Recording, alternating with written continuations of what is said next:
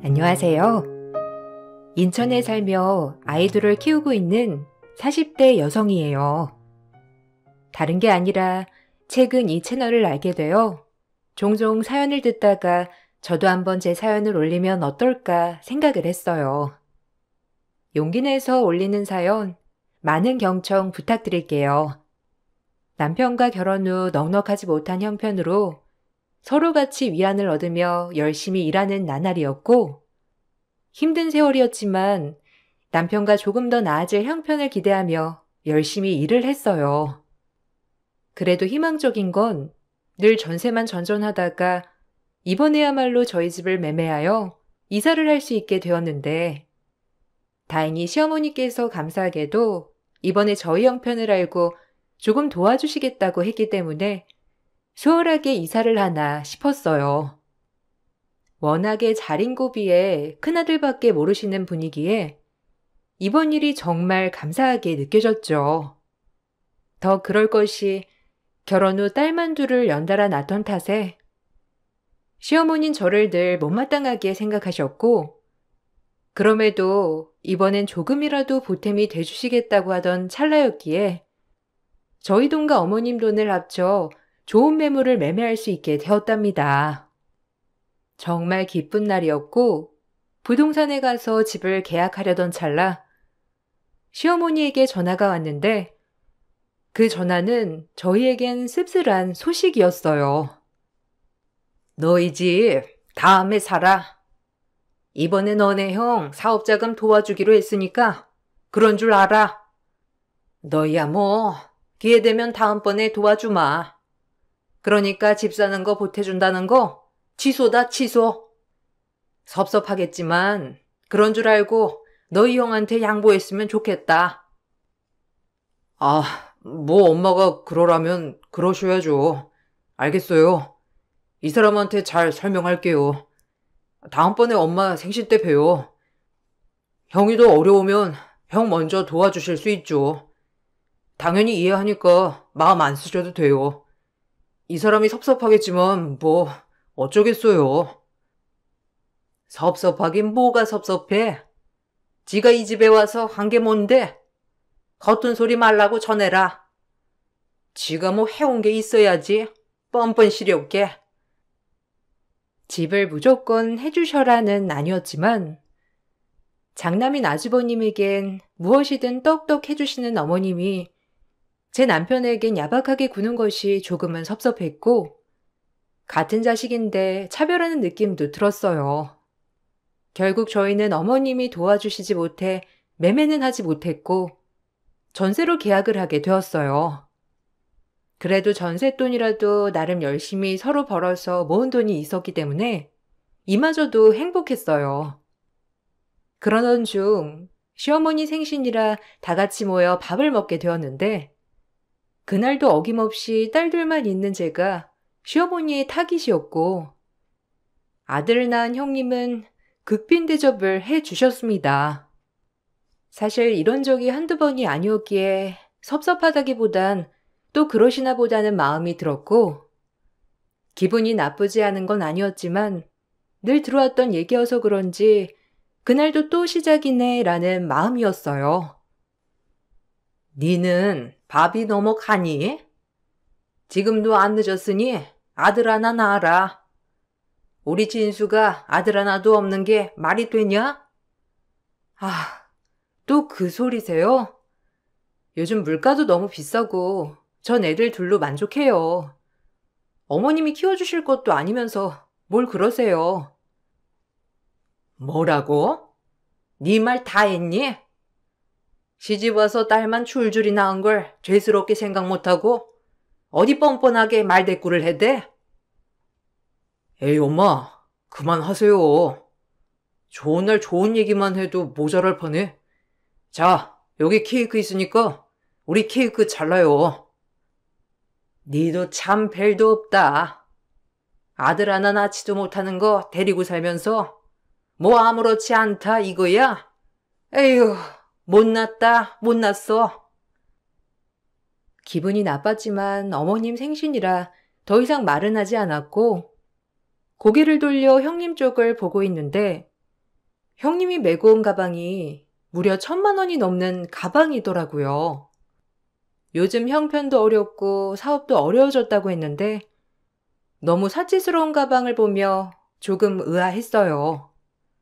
역시 어렵다 소리에도 다 먹고 살만 하는구나 라는 마음이 들면서 제 가방을 보고 부러운 마음이 들었어요.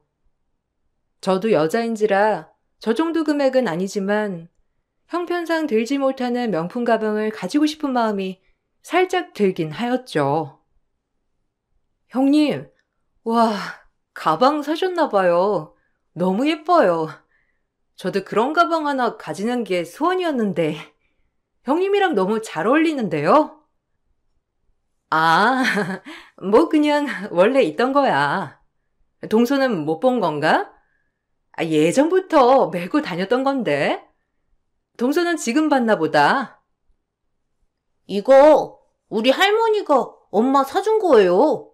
그렇지, 엄마? 우리 그때 할머니랑 백화점 가서 같이 산 거잖아. 나 로봇 사고. 얘는? 그거 말하지 말라니까. 동서, 오해 마. 어머님이 그냥 내 생일이라고 하나 장만해 주신 거니까. 섭섭하게 생각 마. 아, 제가 섭섭할 게 뭐가 있나요? 어머님 돈으로 해주신 건데. 예뻐요, 형님. 가방도 너무 잘 어울리고요. 부럽네요. 원래 있던 가방이라고 하는 형님이었지만 조카의 말에 들통이 났습니다. 어머님이 저 몰래 형님만 사주신 가방이란 걸요. 급격히 서운한 마음이 들었고 어머님은 제 표정을 읽었는지 저에게 미안한 기색은커녕 대놓고 핀잔을 주셨어요. 어머님께 뭐 하나 바란 거 없는 며느리지만 이렇게 대놓고 매번 큰 집과 비교를 당할 때마다 상대적 박탈감이 느껴졌어요. 아들 낳아라 니도. 가방 아니고 차라도 사줄 끼니까. 날만 줄줄이 낳고 나한테 섭섭함 같은 것도 가지지 마라. 알겠니? 네, 제가 어떻게 어머님한테 섭섭함을 가지겠어요. 저 괜찮으니까 제 마음 신경 안 쓰셔도 돼요. 뭘 새삼스럽게. 저 봐라. 저렇게 말꼬리 잡고 비아냥거리는 거. 내가 이래서 널 예뻐하려야 예뻐할 수가 없다 이거야. 네가 이 집에 와서 해온 게 뭐가 있어? 바랄 걸 바래야지. 아들을 낳기로 했나? 뭐 이 집에 올 때 금붙이라도 들고 왔나? 내한테 바라지도 마라. 아유, 어머님, 그만하세요. 오늘 좋은 날이니까 우리 좋게 밥 먹고 케이크 잘라요. 동서도 그만하고 얼른 밥 먹자. 네 형님 때문에 내가 더 이상 말 안 하는 거다. 그러니까 적당히 골부리고 밥이나 묵으라. 아들도 못 낳으면서 뭔 말이 많니? 시댁 식구들이 모일 때면 늘 저는 아들도 못 낳았다는 핑계로 구박을 받기 일쑤였지만 오히려 딸 하나 없는 어머님이 안타까웠죠. 하도 뭐라 하시니 그날도 기분이 좋지 않았지만 그래도 밥을 먹고 나왔고 매번 장남장남 그러시고 아들 못 낳았다는 것으론 핀잔을 주시는 게 속이 상했어요. 그렇게 시간은 흘렀고 어머님의 장남 사랑은 끊이질 않았죠. 하지만 그렇게 장남만 찾던 어머님은 결국 모든 재산을 다 해주시고 큰 형님네서 쫓겨나게 되었어요. 아주버님네도 참 염치 없게도 어머님의 모든 재산을 야금야금 빼먹더니 결국엔 이민을 간다는 핑계로 어머님을 모시지 않겠다고 하였고 그런 어머님은 애석하게도 오갈 데가 없는 신세가 되었죠. 저 역시 어머님을 좋아하진 않았지만 형님네가 얼마나 얄밉던지 욕이 절로 나오더라고요. 어머님이 각별히 생각한 장남인데 어쩜 재산을 다 빼돌리고 저렇게 갑작스레 이민을 간다고 할 수 있는 건지 화가 나기 시작했어요. 나 이랑 미국 가서 살 거야. 그런 줄 알아. 그러니까 동서가 모셔야 하지 않겠어? 어머님은 미국까지 따라오시려고 하는데 거기가 어디라고 따라와? 이제 동서네로 가시라고 했으니까 다음 주 정도에 어머님이 동서네로 찾아갈 거니까 그런 줄 알아. 형님, 정말 뻔뻔하네요. 그동안 어머님 있는 재산 다 빼돌리고 어머님이 땡전 한 푼 없어지니까 바로 미국 가시겠다는 거예요? 미국에는 형님네 부모님 계시니까 그렇다 치는데 어머님은 재산 다 뺏기고 결국 팽당한 거나 마찬가지네요? 아니, 어머님이 아들 사랑한다면서 준 재산인데 왜 나한테 그래? 따지려면 어머님한테 따져. 나한테 이러지 말고 본인이 주고 싶은 사람한테 다 준 게 왜 내 탓이야? 그럼 본인도 실속 챙기셨어야지. 어쨌든 우린 이민 갈 거니까 동순애가 어머님을 모시던지 요양원 보내던지 알아서 하라고. 그 먼 땅에 어머님마저 데려갈 순 없잖아? 이제 우리끼리 살아볼 거야. 진짜 양심은 밥 말아먹은 인간들이네요. 아주버님이랑 형님. 딱히 어머님 그렇게 좋아하진 않지만 참 불쌍해요, 어머님. 그리고 아주 천벌 받을 겁니다. 자식이 부모를 내치면 얼마나 큰 코 다치는지 어디 한번 두고 보세요. 본인들 일이 잘 풀리나 안 풀리나. 형님과 아주버님은 일말의 죄책감도 없이 어머님을 버리고 미국으로 향했고 결국 어머님은 저희가 모시게 되었어요. 형님네한테 모든 걸 퍼주신 어머님을 생각하면 치도 떨리고 화도 났지만 막상 어머님을 보니 안쓰러운 생각이 가장 많이 들었죠. 남편 또한 본인 엄마 너무 불쌍하다며 당장 본인이 모셔야겠다고 했고 딸들과 전 워낙 차별을 많이 받아서 긍정적으로 내키진 않았지만 혼자 낸 노인 차마 내칠 순 없었어요. 한편으론 그렇게 장남 찾더니 결국 이런 행세까지 되자 미어도 내가 챙겨드려야지라는 마음이 들었거든요. 그리고 어머님을 본격적으로 저희가 모셔오게 되었어요. 이젠 어머님이 저 보기 싫으셔도 저랑 사셔야 해요. 그러니까 앞으로는 잘 부탁드릴게요. 우리 잘 지내봐요, 어머님. 그래. 엄마도 이제 이 사람한테 마음 좀 열고 잘 지내봐요. 이제 우리랑 사셔야지. 별다른 돌이 있어? 그러니까 잘 지내봐요. 내가 이런 행색됐다고? 너네 무시하지? 난 너한테 무시당할 사람 아니다. 그러니까 나 무시하지 마라. 제가 어떻게 어머님을 무시하겠어요? 어머님이 얼마나 대단하신 분인데 그냥 이제 잘 지내보자는 거예요. 다른 뜻은 없어요. 앞으로 계속 같이 살아야 할 텐데 저 어머님한테 잘하고 싶어요. 저도 솔직히 섭섭한 게 없다면 거짓말이지만 다 잊고 어머님이랑 서로 위해주면서 말이에요. 그러니까 어머님도 저 마음에 안 드시겠지만 조금 너그러이 받아주세요. 아셨죠? 지금 네 형님이 미국서 자리 잡아야 하니까 내가 안 따라간 거지. 난 무조건 장남이랑 살 거니까 그런 줄 알아. 잠시 여긴 머물러 갈 곳이다 이 말이야. 밥도 아들 밥을 얻어 먹어야지. 딸들 줄줄이 딸린 집밥을 얻어 묵어야 되겠냐? 어머님과의 기막힌 동거는 시작됐고 말씀을 참 밉게 하셨지만 본인 자존심이 대단하신 분이니 그러려니 했어요.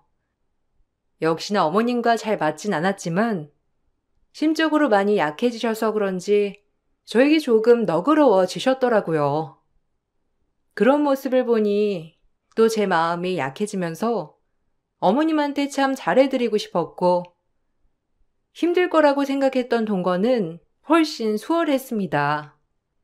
저도 어머니도 많이 양보했고 저 역시 안쓰러운 분이라 생각이 들어서 그런지 나중에 후회하지 않으려고 정말 잘해줄 수 있도록 노력했어요. 어머님, 여기 백순대 사왔어요.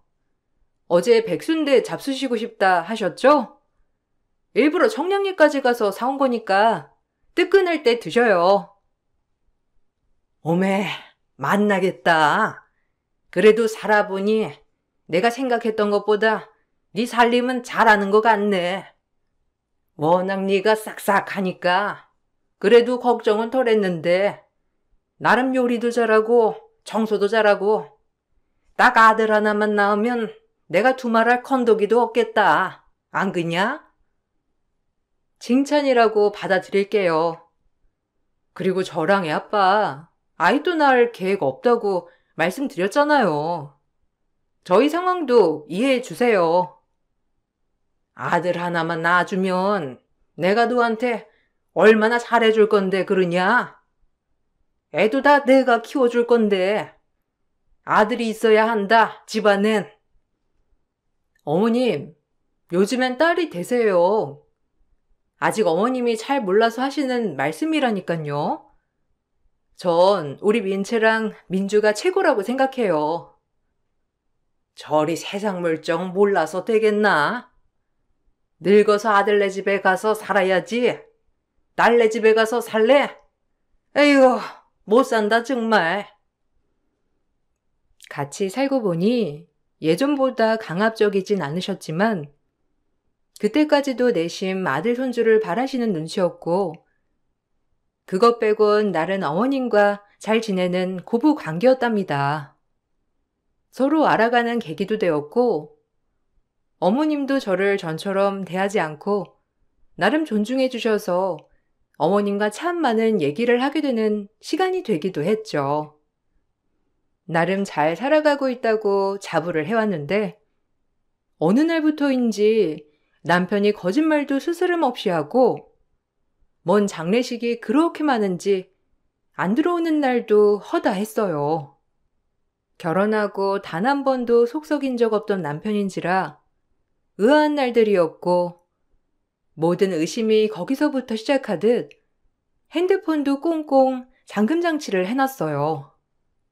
그래도 한 번도 절 기만한 적 없던 남편이기 때문에 애써 모른 척 해왔는데 친구들과 브런치 카페에 가서 남편의 변한 이유를 알 수 있는 계기가 되었답니다. 제 눈으로 남편의 외도를 목격해 버렸거든요.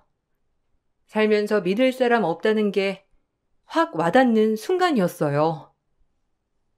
어머, 저거 네 남편 아니니? 어머, 웬일이야? 이 시간에 브런치 카페에 다 오고? 니네 남편 토종 한국인 입맛이라고 하지 않았어? 어머, 그러게. 회사에 있을 사람이 웬 브런치 카페에 와 있다냐?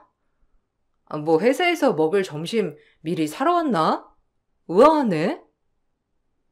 요즘 남자들 잘 봐야 해. 저 나이에도 바람나는 사람 꽤 있다.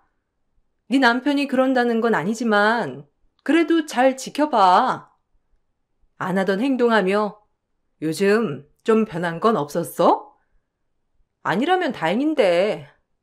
원래 꺼진 불도 다시 보는 법이다 너. 그러니까 잘 감시해. 내가 내 남편 바람 잡는데 도사잖니. 경력직으로서 해주는 말이니까 너 내 말 허투루 듣지 말고 잘 지켜봐. 그래야 뒤통수 안 맞아. 친구의 말이 처음엔 재밌는 발상이다라고 생각이 들었지만 뒤이어 남편을 따라 들어오는 여자를 보고 느꼈어요. 둘은 꽤나 다정한 사이고 분명 내가 생각하는 것 이상으로 더 가까운 사이구나라는 생각을요. 제 친구는 그 모습을 보고 본인이 더 사달을 내야 한다며 떠들어댔지만 전 잠깐 기다려달라고 하고 침착함을 유지했습니다. 오히려 그래지더라고요. 그때까지도 회사 후배겠거니 아니 같이 일하는 거래처 사람이겠거니 하면서 계속 부정하면서 지켜보게 되었어요. 어머머머, 저거 봐봐. 정신 나간 거 아니야? 저 여자, 네 남편한테 팔짱 끼는 거 봐. 내가 뭘 했어? 거짓불도 다시 보라고 했지? 어떻게 네 남편이 그럴 수가 있니? 그렇게 너한테 잘했잖아. 야, 너 이대로 보고만 있을 거야? 얼른 요절을 내도 내야지. 뭘 보고만 있어? 아, 일단 기다려봐. 지금 가서 머리채라도 잡을까 그럼? 나 일단 저 둘 좀 뒤따라 가볼게. 미안하다. 내가 연락할게.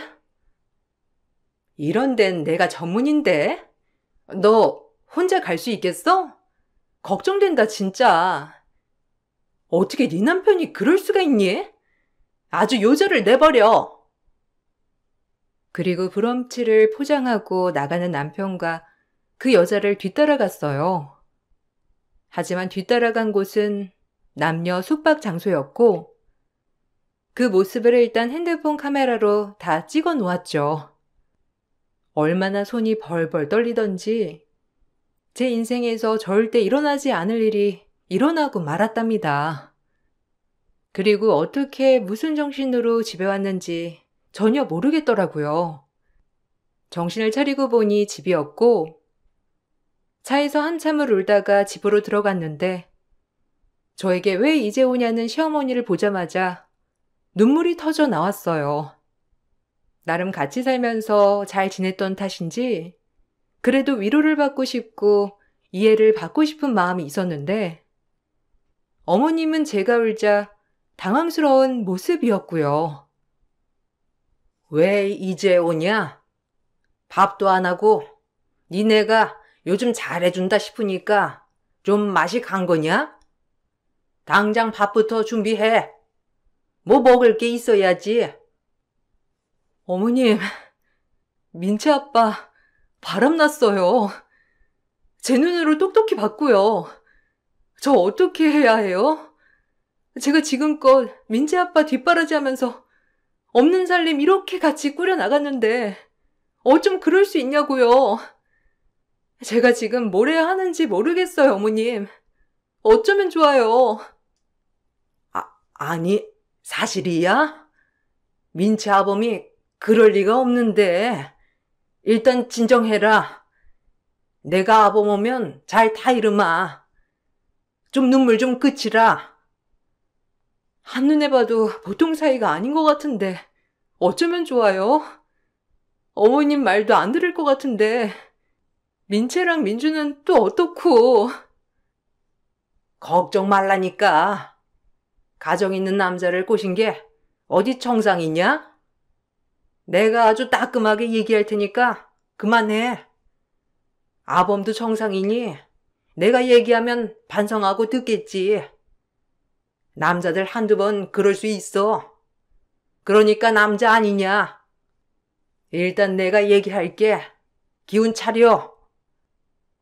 어머님도 많이 놀라셨는지 본인이 말씀을 하신다며 저에게 눈물을 닦으라고 하셨고 미운 시어머니지만 그래도 이럴 땐 조금이라도 위로를 해주셔서 잠시 의지가 되었어요.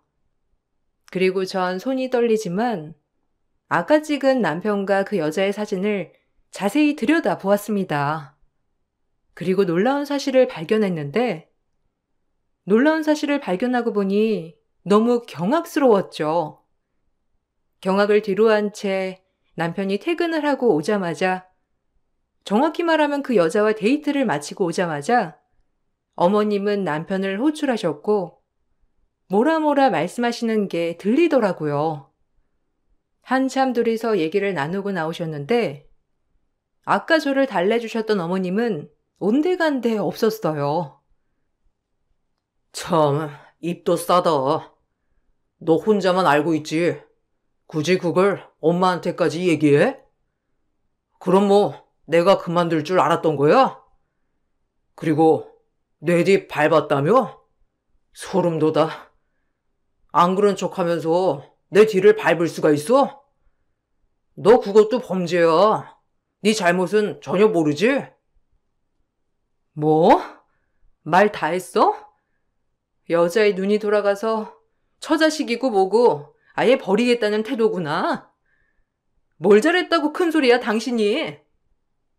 그리고 당신이랑 외도한 여자, 내가 누군지 모를 줄 알아? 뻔뻔해도 유분수지. 어떻게 바람을 펴도 그 여자랑 바람을 필 수 있어? 입 다물어라. 어디서 남편한테 큰 소리고? 얘기 들어보니 아주 아들도 낳아줄 것 같고 보통이 아니던데. 잘 나가는 애 만난다니 네가 빠지거라. 네 하나만 빠지면 다 해결될 일 아니고 민채랑 민주 데리고 가도 되니까 깔끔하게 이혼해. 우리 아들 새 출발하면 되니까 이제야 내가 원하는 며느리를 드리니까 나야말로 좋다. 큰소리 치지 말고 당장 나가. 큰 형님에게 내쫓긴 시모를 모시는데 남편이 외도한다 하자 오히려 추켜 세우는 시어머니를 보니 답은 정해져 있는 것 같았어요. 그리고 남편도 오히려 이런 얘기를 뭐하려 했냐며 저에게 따지듯 물었고 오히려 두 무릎을 꿇고 잘못했다고 사정해도 모자랄 판에 왜 일을 크게 만들었냐며 소리를 치는 모습이었어요.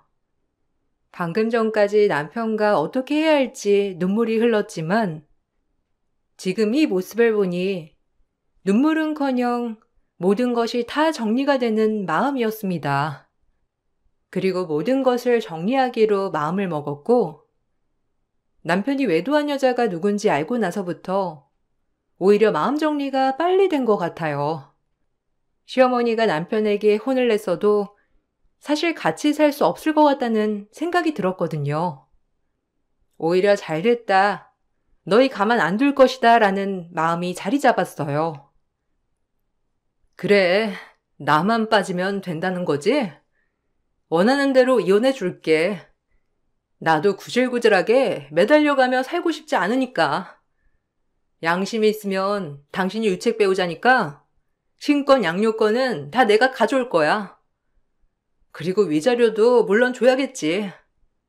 그리고 당신이랑 바람난 그 여자한테도 위자료 청구 소송할 거니까 그리 알아.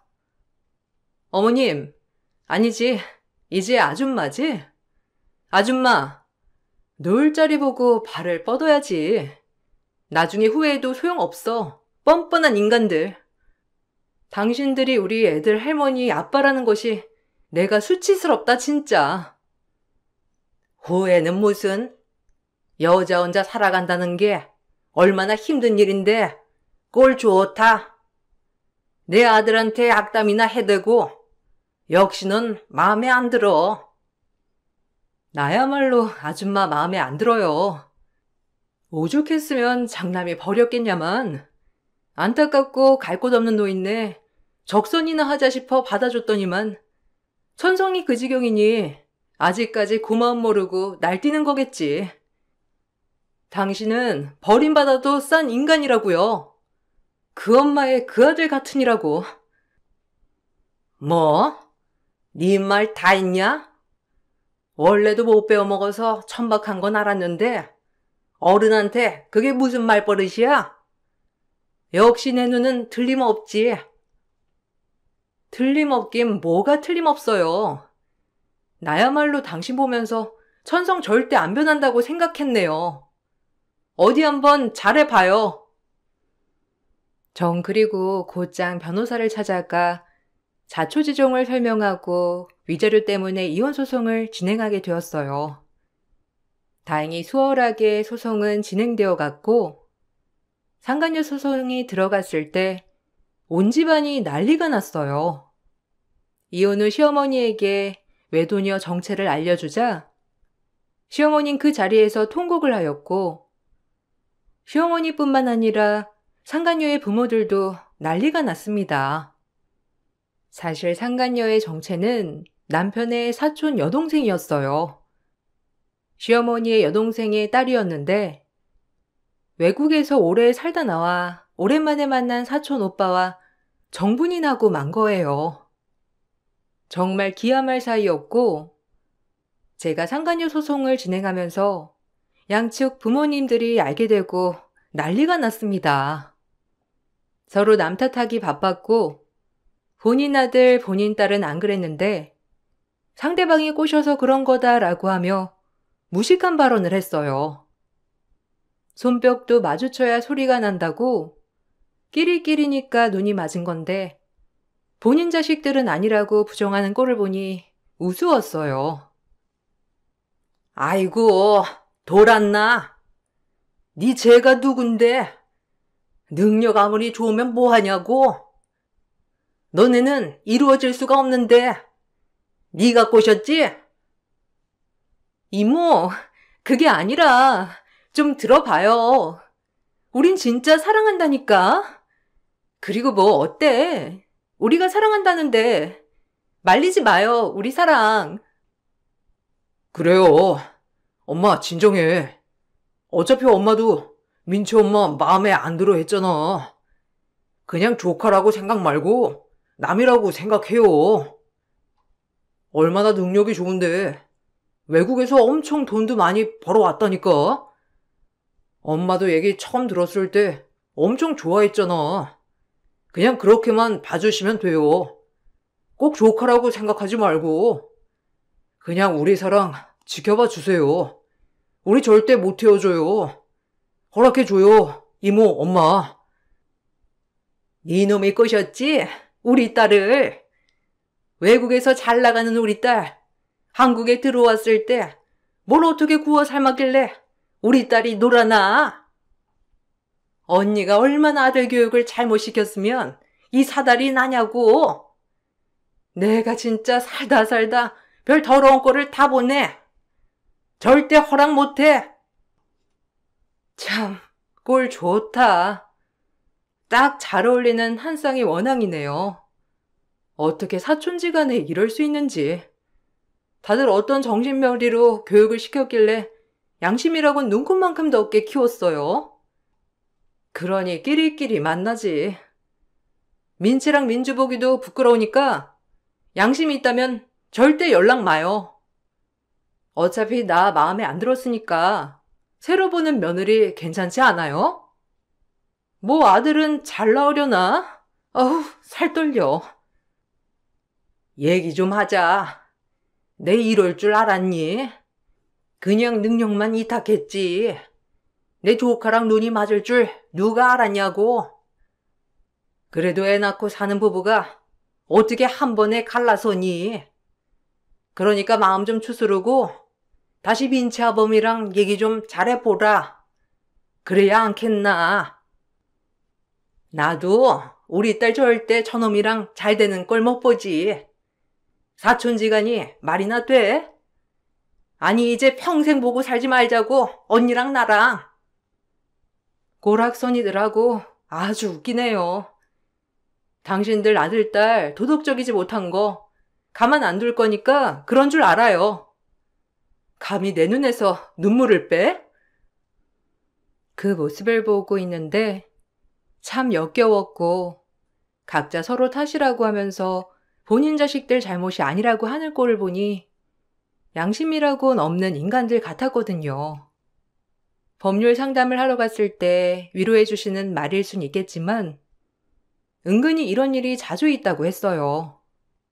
그렇게 상간녀 소송도 끝을 냈고 저 더러운 가족과 영원한 안녕을 하였죠. 시어머니는 자기 조카를 절대 받아들일 수 없다며 법정에서 조카 머리를 잡고 난리가 났고 그 모습을 보자 상간녀의 엄마, 즉 이모도 남편의 머리를 붙잡고 통곡에 이르렀습니다.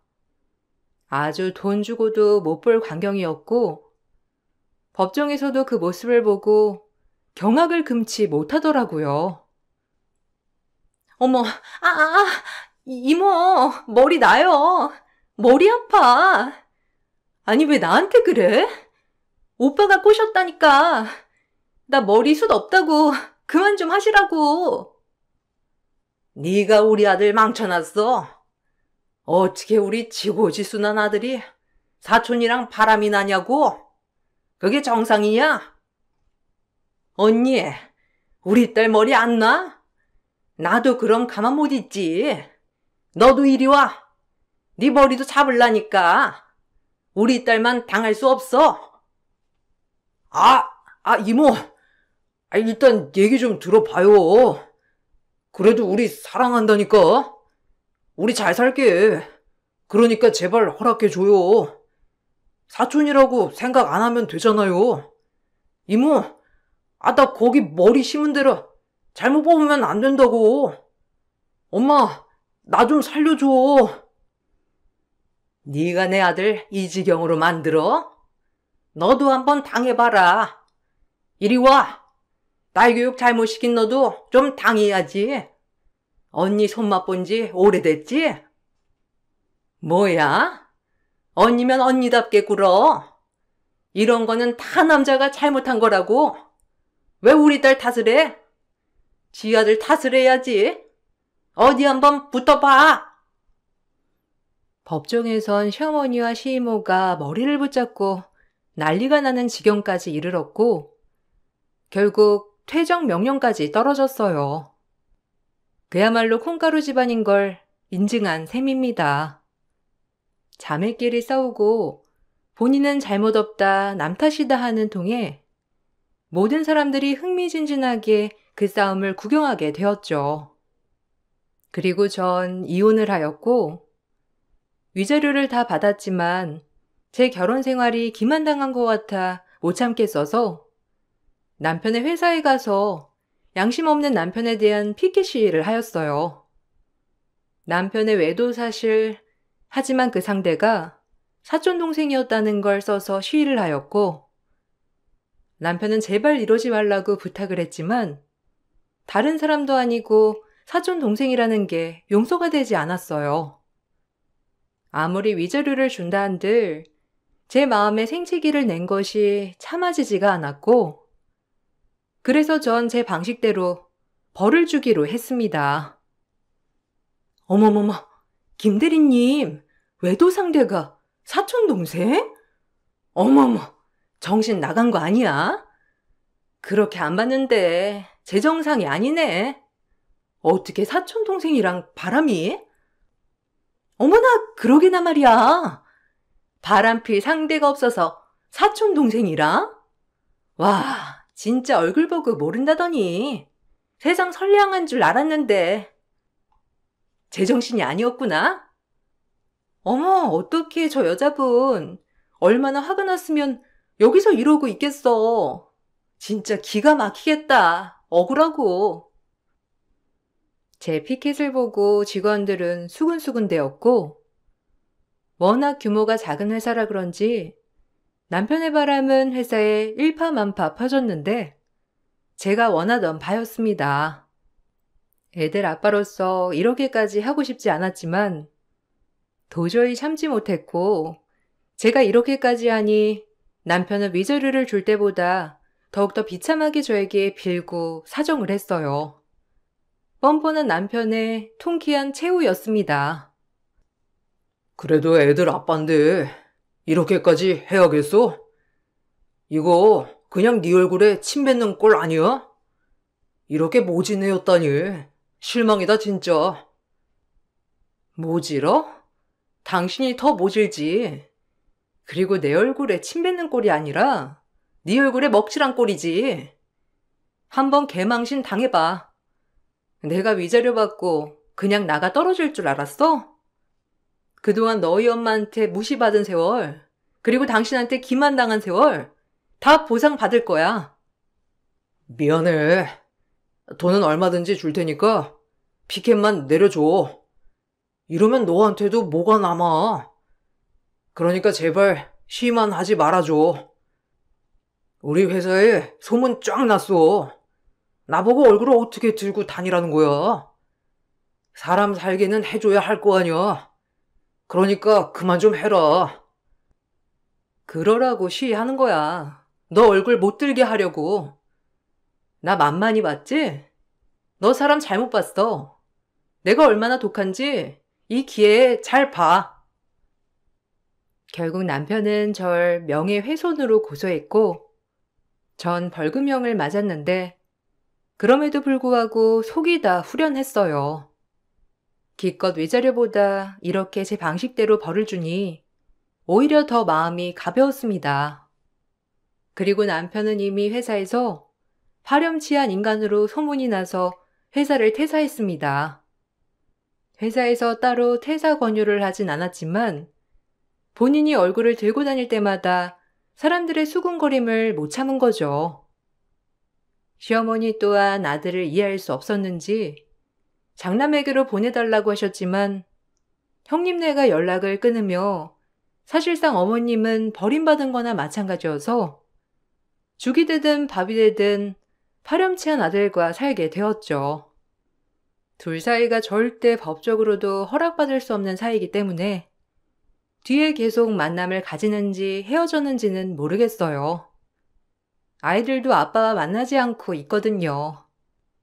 지금은 이혼 후 시간이 굉장히 많이 지났기 때문에 이렇게 글을 쓸 수 있지만 그때 당시는 얼마나 마음이 힘들었는지, 그래도 내 남편이 도덕적이지 못한 인간이었다는 걸 알아서 그런지 미련은 전혀 남아있지 않습니다. 참 살다 보면 내 의지가 아니라고 해도 겪고 싶지 않은 일들을 많이 겪어야 하는 것 같아요. 그럴 때마다 용기를 잃지 않고 살아가 보려 합니다. 무엇보다 지금은 제가 이 가정을 이끌어 나가야 할 가장이기 때문이에요. 여러분들도 모진 풍파가 와도 힘내시길 바랄게요. 저 역시 너무 힘들고 괴로웠지만 그 시기가 지나면 정말 이 또한 지나가리라 라는 말이 참 맞더라고요. 그러니 이 글을 보시고 혹시나 좌절에 휩싸인 분들이 계시다면 꼭 이겨내시길 바랄게요. 세상엔 정말 별의별 일이 많기 때문이죠. 제 글을 읽어주셔서 정말 감사드립니다. 좋은 하루 보내세요. 안녕하세요. 저는 예비 남편과 결혼까지 생각했었지만 끝내 헤어지게 돼서 사연을 신청하게 되었습니다. 평소에 제가 알던 사람과는 정반대되는 모습을 보게 돼서 많이 놀란 것도 있지만 현재 보게 된 모습이 진짜라는 게 더 소름이 끼쳤습니다. 남자친구와는 2년 정도 연애를 했고 서로 마음이 맞아 결혼까지 생각을 하게 됐는데 결혼 얘기가 나오면서부터 남자친구의 행동이 점점 변화되어 가기 시작했어요. 말로는 저를 사랑한다곤 했지만 느끼는 감정은 평소와 좀 달랐어요. 2년을 봐왔었기 때문에 그 사람의 행동과 표정만 봐도 어떤 기분 상태인지 대충은 알 수 있었고 결혼을 하고 싶은 건지 아니면 저와 헤어지고 싶은 건지 확실하게 표현을 해주지 않는 모습이 저를 점점 지치게 만들었어요. 연애할 때는 모든 걸 다 줄 것처럼 행동하던 남자친구도 결혼에 대해서 긍정적인 모습을 나타냈었는데 인턴 생활을 하면서부터 차갑게 변했고 예전과 많이 다르게 느껴진다고 하자 제가 예민해진 것뿐이라면서 대충 둘러대길래 모든 건 확실하게 짚고 넘어가는 게 좋을 것 같아 남자친구와 저녁에 약속을 잡아 카페에서 진지한 대화를 이어나갔습니다. 요즘 안 좋은 일이라도 생겼어? 나한테 계속 쌀쌀맞게 대하고 나 서운해. 인턴 생활하면서부터 그러는 거 알아? 병원 생활이 많이 힘들어서 그래? 나 다 이해할 수 있으니까 얘기해봐. 지금 하는 행동을 보면 연애는 하고 싶은데 결혼은 하고 싶지 않아 하는 것 같아서 나도 기분이 좀 그래. 바쁘다 보면 그럴 수 있지. 의사가 되기 위한 가정이 쉬운 줄 알아? 인턴 생활하는 게 얼마나 힘든데. 하루 종일 눈치 보면서 쉴 틈 없이 움직여야 돼. 그러다 보니 스트레스를 많이 받게 되니까 평소와 다를 수밖에 없는 건 당연한 거고 나 좀 이해해달라고 부탁까지 했는데도 나를 조금도 이해 못 해주는 거야? 결혼을 안 하겠다는 것도 아니잖아. 설마 내가 인턴 레지던트 생활이 끝나고 정식으로 의사가 되면 떠나갈까봐 그러는 거야? 나는 오히려 네가 결혼 얘기 나오면서부터 조급해하는 것 같아서 그게 좀 많이 불편해. 내가 놓인 상황에 대해서 네가 충분히 이해를 해줬으면 좋겠어. 이 정도도 배려해주지 않는데 어떻게 결혼 생활을 이어나갈 수가 있겠어? 내가 봤을 때 너는 아직 철이 없는 것 같아. 사회생활은 쉬운 게 아니야. 특히 내일은 생명에 걸린 문제라 더 신중하고 예민할 수밖에 없어. 너는 아직까지 부모님한테 용돈 받아가면서 생활하니까 내 말이 피부로 와닿지 않는 것 같은데 결혼은 현실이고 너도 곧 졸업이니까 일자리를 알아봐야 될 거 아니야. 설마 내가 정식 의사가 되면 평생 내 옆에 붙어서 놀고 먹을 생각만 하는 건 아니지?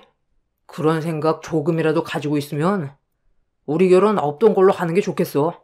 나는 노력도 없이 놀고 먹는 사람을 제일 싫어하거든. 그리고 우리 아직 상견례도 안 했잖아. 양가 부모님께 먼저 인사부터 드려야 하지 않겠어? 하나하나 천천히 밟아나가면 되니까 일단 내 사정 좀 봐줘. 요즘 병원에서 눈칫밥 먹느라고 아주 죽을 맛이야. 남들이 보면 곧 의사가 될 너한테 빌붙어서 평생 놀고 먹을 생각만 하는 사람인 줄 알겠네. 내가 저번에도 말하지 않았어? 부모님 일 도와드리고 있는 중이라고. 나도 일할 만큼 일하고 용돈 받는 거야.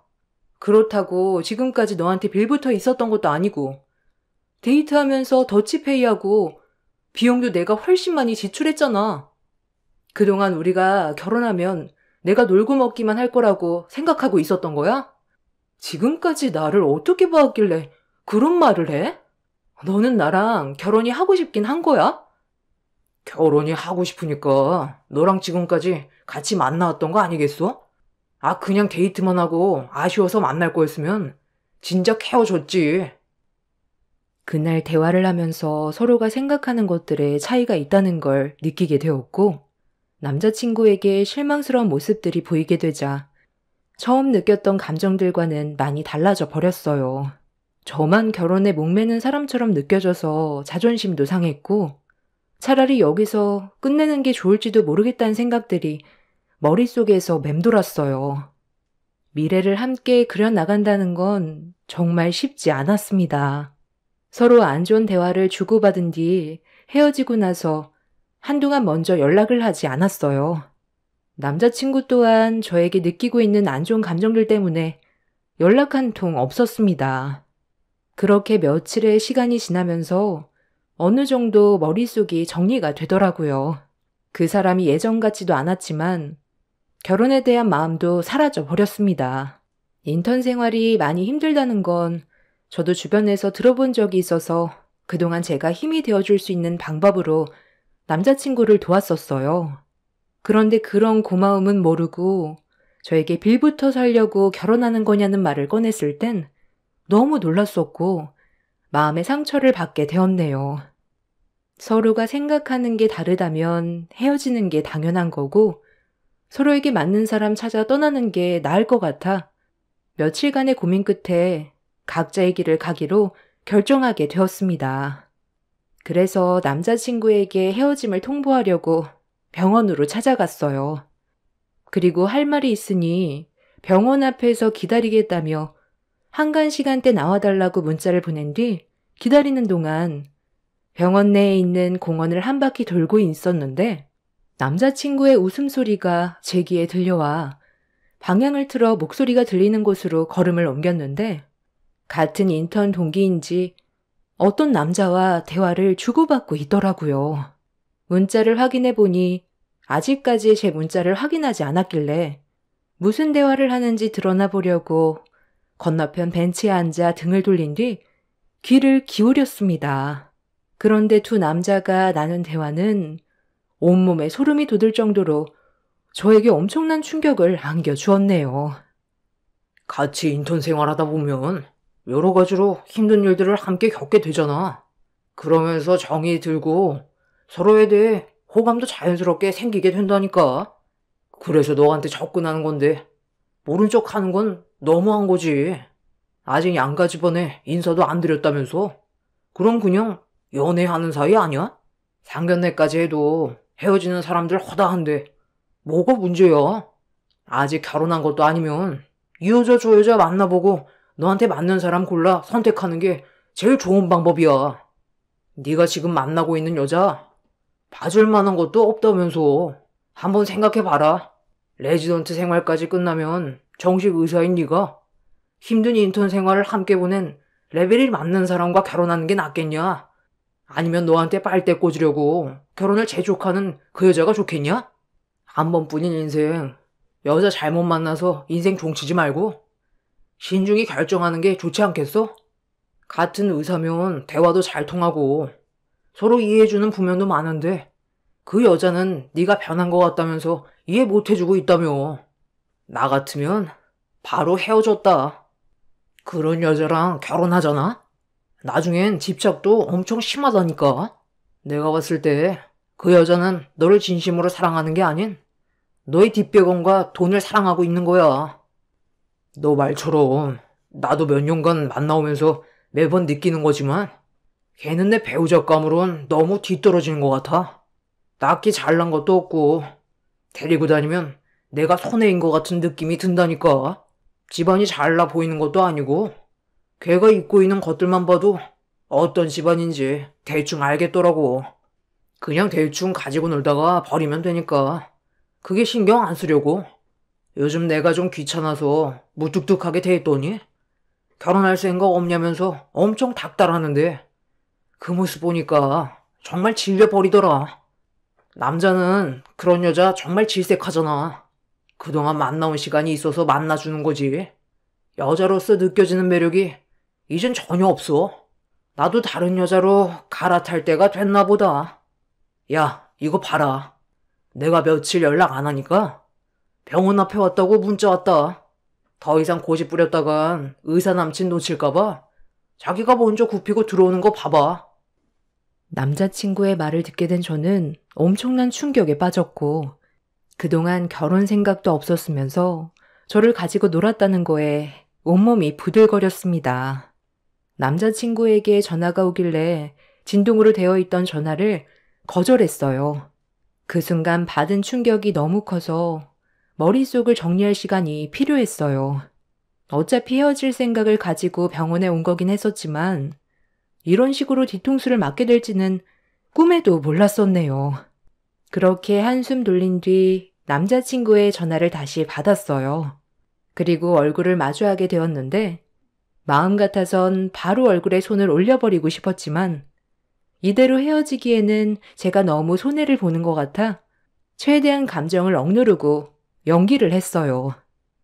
며칠 동안 연락도 없더니 갑자기 왜 얼굴을 보자는 건데? 나랑 헤어질 생각을 가지고 있던 거 아닌가? 나 시간 없으니까 용건만 간단히 해. 며칠간 정말 고민 많이 해봤는데 우리가 별것도 아닌 일 가지고 너무 예민하게 생각한 건 아닌가 해서 충분히 서로 배려하고 좋게 해결할 수 있잖아. 그래서 오늘 일 끝나고 나랑 같이 저녁 좀 먹으면서 다시 얘기 좀 했으면 좋겠는데 저녁에 시간 돼? 오래간만에 술이나 한잔 하고 싶어서. 거의 끝나갈 시간이면 기다릴까? 오늘은 좀 힘들 것 같은데? 전날에 연락을 준 것도 아니라서 이미 선약을 잡아놨거든. 내일 다시 얘기하든지 하자. 나 지금 바쁘니까 나중에 연락해. 그리고 보는 사람도 많은데 여기 올 땐 옷을 꼭 그렇게밖에 못 입어? 내가 항상 느끼는 건데 너는 옷을 너무 못 입어. 집안이 부유하지 못해서 그런 거라는 거 이해는 하겠지만 그래도 나와 결혼할 사람이면 보이는 거라도 어느 정도 맞춰줘야 되는 거 아니야? 남보기 창피해서 자리를 피하고 싶을 정도라고. 브랜드 옷 사는 게 어려운 건 아니잖아. 이런 모습을 볼 때면 너랑 결혼을 하는 내가 너무 손해를 보는 것 같다니까. 이래서 집안이 어느 정도 비슷해야 된다고 하나 봐. 남자친구는 저에게 완전히 마음이 떠나갔다는 걸 확실히 느낄 수 있었어요. 예전에는 말 한마디 조심하던 사람이 확 바뀌게 된 모습을 보니 저도 마음을 완전히 정리할 수가 있었습니다. 그렇게 저에게 조금의 미안함도 없이 등 돌려버린 남자친구의 뒷모습을 바라보면서 충격에 빠져 있는데 때마침 남자친구 옆에 좀 전에 대화하면서 들었던 같은 인턴 동기 여자가 친근하게 다가가는 모습이 제 눈에 들어왔습니다. 결혼 앞에서 마음이 변해버린 모습을 보게 된 저는 너무 큰 실망을 하게 되었고 도저히 용서를 할 수가 없었어요. 저와 맞지 않다고 생각을 했다면 좋게 헤어질 수 있는 방법은 많은데 당장은 저를 내치기에는 아깝게 느껴져 곁에만 두려는 모습에 화가 났어요. 그날 머릿속이 너무 혼란스러워 집으로 돌아가지 못하고 병원 앞 벤치에 앉아 깊은 생각에 빠져 있었는데 남자친구가 업무가 끝이 났는지 병원 밖으로 나오고 있었습니다. 그런데 그 옆엔 인턴 동기 여자가 함께 걸어 나오고 있었어요. 그리고 남자친구의 차에 함께 올라타길래 저는 급하게 택시에 올라타 무작정 그 차를 뒤쫓았습니다. 그렇게 한참 동안 달린 차량이 멈춰선 곳을 보는 순간 온몸에 소름이 돋았어요. 남자친구가 저와 자주 왔던 레스토랑이었는데 자리까지 저와 올 때마다 앉았던 곳이었습니다. 한 달 전에 와서 같은 곳에 앉았었는데 다른 여자를 저와 함께 추억을 만들었던 곳에 데리고 왔다는 걸 알게 됐을 땐 모든 게 무너져 내리게 되었죠. 저에 대한 생각은 조금도 하지 않는다는 걸 확실하게 알았고 그런 모습을 보고 있던 제 속은 말이 아니었어요. 당장이라도 뒤집어 버리고 싶은 마음이었는데 참고 또 참으면서 남자친구가 저를 두고 바람 피우는 현장을 전부 눈에 담았어요. 그리고 그 현장을 핸드폰 속에 저장까지 해두었죠. 저는 그래도 남자친구와 함께하는 모든 순간들이 전부 진심이었는데 남자친구는 그냥 저를 놀이개로 생각을 하고 있었다는 거에 결국 눈에서 눈물이 흘러나와 버렸네요. 결혼 전에 이런 사실을 알게 돼서 차라리 다행이라고 생각했어. 결혼 후에 남자친구의 바람 피우는 모습을 보게 됐다면 저는 아마 제정신으로 살아갈 수가 없었을 겁니다. 더 이상 어떠한 미련도 없었고 어느새 남자친구에게 어떤 식으로 복수를 해야 할지 고민을 하게 되었네요. 두 남녀의 분위기는 점점 무르익었고 식사가 끝이 난 뒤 다음 장소로 이동한 곳은 어느 정도 예상은 하고 있었지만 조금도 벗어나지 않고 호텔로 들어갔어요. 그 모습을 끝으로 집으로 들어온 저는 멈추지 않는 눈물을 훔치면서 방으로 들어갔고 부모님께서는 눈물을 흘리고 있는 저를 보자마자 화들짝 놀라셔선 방문을 열고 들어오셨어요. 그리고 무슨 일이 있었는지 물어보시길래 제가 그동안 겪었던 일들에 대해 모두 설명해 드렸고 제 말을 듣게 된 엄마는 분노를 가라앉히지 못했습니다. 제 핸드폰에 있던 사진들을 보면서 손을 부들부들 떨으셨어요.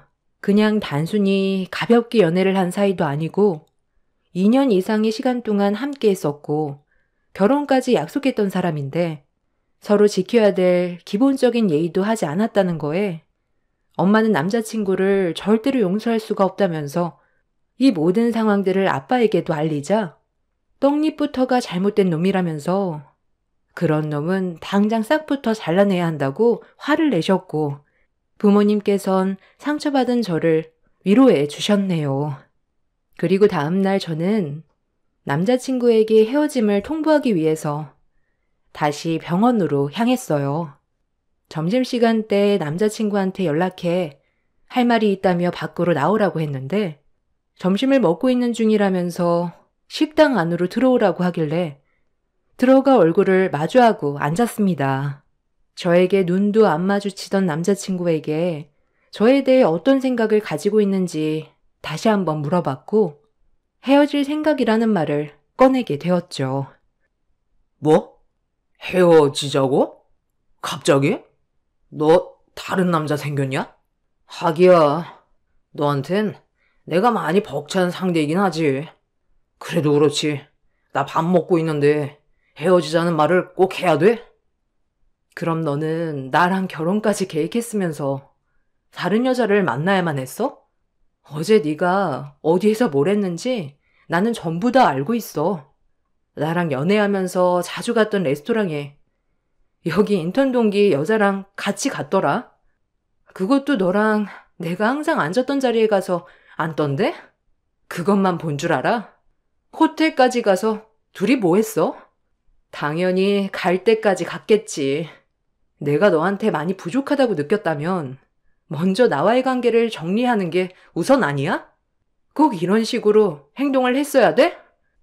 네가 어제 그 여자와 함께 했던 사진들이야. 쓸데없는 변명 듣고 싶지도 않으니까 우리 관계 여기서 끝내자. 그 여자가 나보다 얼마나 잘났는지 모르겠지만 나를 놓친 거에 대해선 평생 후회할 거야. 다시는 우리 마주치지 말자. 너를 놓친 거에 대해 내가 평생 후회할 거라고? 야, 지나가던 개가 웃겠다. 네가 나를 놓친 거에 대해 후회를 하겠지. 어차피 우리 그냥 단순히 연애하는 사이지 뭐가 확정된 것도 아니었잖아. 양가 집안 인사드린 것도 아니고 결혼에 대해 얘기 좀 한 거 가지고 우리가 부부라도 된 것처럼 얘기한다. 그냥 너는 내 놀잇감밖엔 안 된 존재야. 심심해서 만나주니까 내가 너를 정말 사랑하기라도 한 줄 알았냐? 그래도 그동안 만나던 정이 있으니까 이거 가지고 가서 밥이나 먹고 가라. 어차피 너랑 상견례를 했어도 밥값 나가는 게 아까워서 여기 7,000원짜리 구내식당에서 했을 거야. 이런 게 네 집 취향에도 잘 맞잖아? 남자친구가 올려놓은 식권을 보는 순간 먹고 있던 식판을 빼앗아 머리 위로 뒤집어 엎어 버렸습니다. 그 순간 식당 안에 있던 많은 사람들에게 이목이 집중이 되자 남자친구는 눈을 부라리면서 자리에서 벌떡 일어나 제 뺨에 손을 올리려던 순간 식당 안으로 들어온 엄마가 남자친구에게 소리를 질렀습니다. 그리고 엄마가 거침없이 저와 남자친구가 있는 곳으로 걸어오기 시작하자 구내 식당 안에 있던 병원 경영진뿐만 아니라 관계자분 모두 전부 자리에서 일어났어요. 남자친구는 눈앞에 보이는 엄마의 모습에 당황을 했고 제 옆에 서자마자 남자친구의 뺨에 거침없이 손을 올려 붙였습니다. 식당 안에 쫙 소리가 울려 퍼졌고 남자친구는 하얗게 질린 얼굴로 저희 엄마를 바라보았어요. 그리고 말을 더듬으면서 저와 엄마를 번갈아 보던 남자친구가 그 자리에서 무릎을 꿇었습니다. 너까짓 게 감히 내 딸의 얼굴에 눈물을 쏟아내게 만들어? 고작 인턴 주제에 내 딸을 넘본다는 게 말이 된다고 생각하나?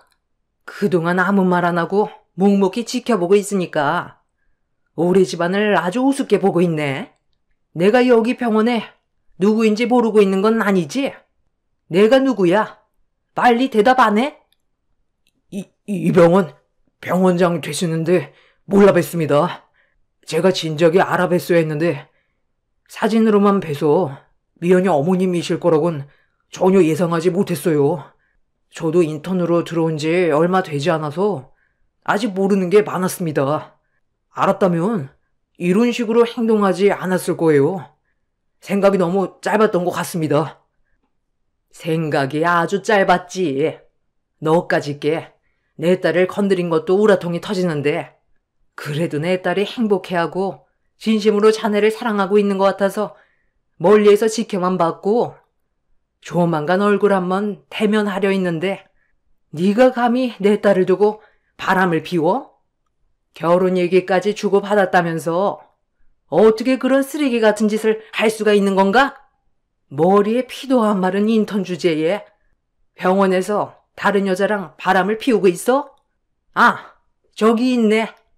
거기 피하지 말고 당장 이리 오지 못해? 어차피 사람들 전부 모여 있으니까 오히려 더 잘 됐네. 인턴들이 요즘 정신 상태가 빠져가지고 시키는 일은 안 배우고 연애질이나 하고 있다는 거 다들 알고 있었어요? 이 사진을 좀 보세요. 내 딸과 결혼을 약속했던 이놈이 전현이랑 호텔에 들어가는 장면을 목격했습니다. 이게 말이 됩니까? 여러분들은 이 상황을 어떻게 보시나요? 저는 이 두 연놈들을 더 이상 우리 병원에 발도 들이지 못하게 하고 싶은데 다들 어떻게 생각하세요? 아무 말도 없으신 거 보니까 저랑 같은 생각들이신 것 같네. 지금부터 10초의 시간을 줄 테니까 당장 내 눈앞에서 꺼지고 다시는 내 병원에 발도 들이지 마. 내 입김이면 다른 병원 생활도 기대 안 하는 게 좋을 거야. 지금 뭐 하는 짓들이야? 내 앞에 무릎 꿇는다고 상황이 달라질 것 같아? 내 딸 눈에서 눈물을 봤는데 어디서 용서를 구해? 정말 몰라 뵀습니다. 알았다면 미연이에게 이렇게까지 하지 않았을 거예요. 어느 누가 병원장님 여식이라고 생각했겠어요. 옷도 후질구리하게 입고 항상 검소하게 생활하고 가진 것도 없는 집안의 딸처럼 항상 보이길래 저는 전혀 느낌도 오지 않았었다고요. 어머님께서 교육을 워낙 잘 시키셔서 검소하게 생활하고 있다는 걸 미리 알았더라면 납득을 했었겠죠. 저도 결혼에 대해 진지하게 생각을 해왔었고 같이 만나오면서 좋았던 순간들도 정말 많았어요. 잠깐 삐걱거린 것 뿐이에요. 그리고 얘가 저에게 꼬리를 치는 바람에 저도 모르게 잠깐 정신이 나갔던 것 뿐이지 지금은 완전히 정신 차렸습니다. 병원장님, 아니 어머님, 제가 먼저 인사를 드리러 갔어야 했는데 정말 죄송합니다. 화가 많이 나셨겠지만 너그러이 용서해 주시고 미연이랑 다시 잘 될 수 있게 이번 한 번만 용서해 주시면 안 될까요? 평생 눈물 흘리지 않게 잘하겠습니다. 내 딸이 막내딸이라서 그동안 얼마나 애지중지 키웠는지 아나? 그리고 병원장 딸이라는 말이 떠도는 게 싫어서 내가 병원 경영진들에게도 알리지 않았어. 그런 말들 귀에 들어오는 게 얼마나 피곤한 일인 줄 아나? 그리고 검소하게 사는 게 뭐가 어때서? 있는 집안이면 걸치고 있는 것들이 전부 명품으로 치장을 해야 되는 건가? 더 할 말 없으니까 당장 내 병원에서 나가게. 다시는 내 딸 근처에 얼씬도 하지 마. 엄마는 순간적으로 흥분을 가라앉히지 못한 채 안 좋은 감정을 쏟아내서 몸이 힘드셨는지 자리에 착석을 했어요. 남자친구와 옆에 있던 인턴 여자는 죄송하다며 손이 발이 되도록 빌었지만 엄마는 고개를 돌려 버렸고 당장 나가라는 말에 경영진 분들이 남자친구의 사지를 잡고 병원 밖으로 끌어내 버렸습니다. 그날 이후 상황이 안 좋아지게 되자 며칠 뒤 남자친구가 병원에 어머니까지 대동해 왔어요. 당신 아들이 실수를 한 것 같다면서 한 번만 넘어가 달라고 병원에서 저희 엄마에게 애원을 했지만 이미 저와 엄마는 그놈에 대한 마음이 떠나가 버렸기 때문에 더는 대화를 섞고 싶지 않아 그냥 무시를 해버렸어요. 아유, 제 아들이 아직 철이 없어서 그런 거니 넓은 마음으로 제 아들에게 기회를 딱 한 번만 주시면 안 될까요? 이대로 그냥 돌아서기에는 애들이 보낸 시간들이 너무 아깝잖아요. 그래도 둘이 좋아서 만나고 결혼까지 약속을 했었는데 아직 인턴 과정도 끝나지 않은 상태에서 내쳐버리는 건 너무한 거 아닌가 싶습니다. 아드님 교육을 제대로 못했으니까 이런 문제가 생기는 거 아니겠어요? 내 딸이 마음에 들지 않았다면 확실하게 관계 정리를 하고 다른 여자를 만나면 될 것을 없으면 아쉬우니까 가지고 놀려고 했다는 게 말이 된다고 생각하세요? 제가 병원장이라는 걸 알기 전까지 보였던 행동들이 제 딸에게 얼마나 많은 상처를 줬는데 이제 와서 우리가 어떤 집안인지 알게 되니까 많이 아쉽고 속이 타들어가나 봅니다. 저는 제 딸에게 다른 건 다 필요 없으니까 인성이 바른 사람만 데려오라고 했습니다. 그동안 저도 적지 않은 삶을 살아오면서 느낀 건데 사람 하나 잘못 들어오면 그 집안 아주 풍비박산 나는 걸 수도 없이 봐왔어요. 지금 당장 발등이 떨어진 불만 끄려고 하는 것 같은데 무슨 짓을 해도 결과는 달라지지 않을 테니 남의 병원에서 시끄럽게 하지 말고 그만 나가주시죠. 미연아, 내 실수 인정할게. 하나부터 열까지 전부 다 내가 잘못했어. 잠깐 눈이 어떻게 됐었나 봐. 네가 나에게 얼마나 소중한 존재였는지 이제야 깨달은 것 같아. 그만 좀 하지 그래? 어차피 너랑 나랑 이제 끝인 거 몰라? 너도 알고 있을 텐데. 왜 계속 모른 척해? 너 정말 인간 쓰레기구나. 나보다 그 여자를 더 사랑해서 호텔에 들어간 거 아니야? 그런데 이제 와서 나랑 다시 시작하자고? 그 여자가 어제 저녁에 나한테 찾아와서 뭐라고 했는지 알아?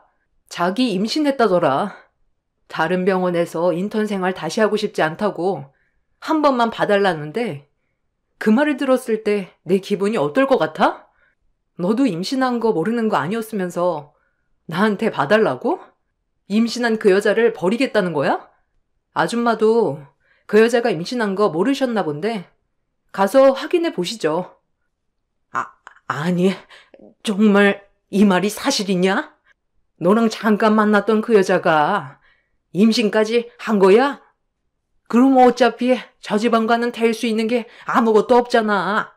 나한테 왜 얘기 안 했어? 미리 얘기를 했으면 이렇게까지 존심 다 버리고 찾아올 일은 없었을 거 아니야? 집안 망신 다 시키고 좋은 기회까지 놓친 것도 모자라 대책 없이 임신까지 시킨 거야? 그냥 지우라고 했어요. 어차피 걔도 임신해서 출산까지 해버리면 의사생활 힘들어지잖아요. 그럴 바엔 그냥 애 지우고 각자 인생 가자고 했어요. 지금 임신한 게 대수예요? 눈앞에 병원장 딸인 제 여자친구가 있는데 걔네 형편이 어떤지 물어보니까 이혼 가정에 하나 있는 딸 의사 한번 만들어 보겠다고 걔 아버지가 입에 풀칠하기도 힘든 상황에서 밤낮 가리지 않고 일을 한다고 들었어요. 그런 집안과 결혼했다간 제 인생은 아예 끝나버린다는 거 모르세요? 정신 나간 놈은 저와 결혼을 하려고 사고쳐서 임신한 여자에게 아이를 지우라는 말까지 했다는 걸 알게 됐을 땐 온몸에 소름이 돋았고 인간이 될 수 없는 쓰레기였다는 걸 알 수 있었습니다. 그런데 이런 상황을 뒤에서 몰래 듣고 있었는지 임신한 여자가 달려와 그놈의 머리채를 잡더니 한바탕 난리를 쳤어요. 그리고 이런 충격적인 사실을 듣게 된 그놈의 어머니는 혈압이 급격하게 올랐는지 그 자리에서 뒷목을 잡고 쓰러져 버렸습니다.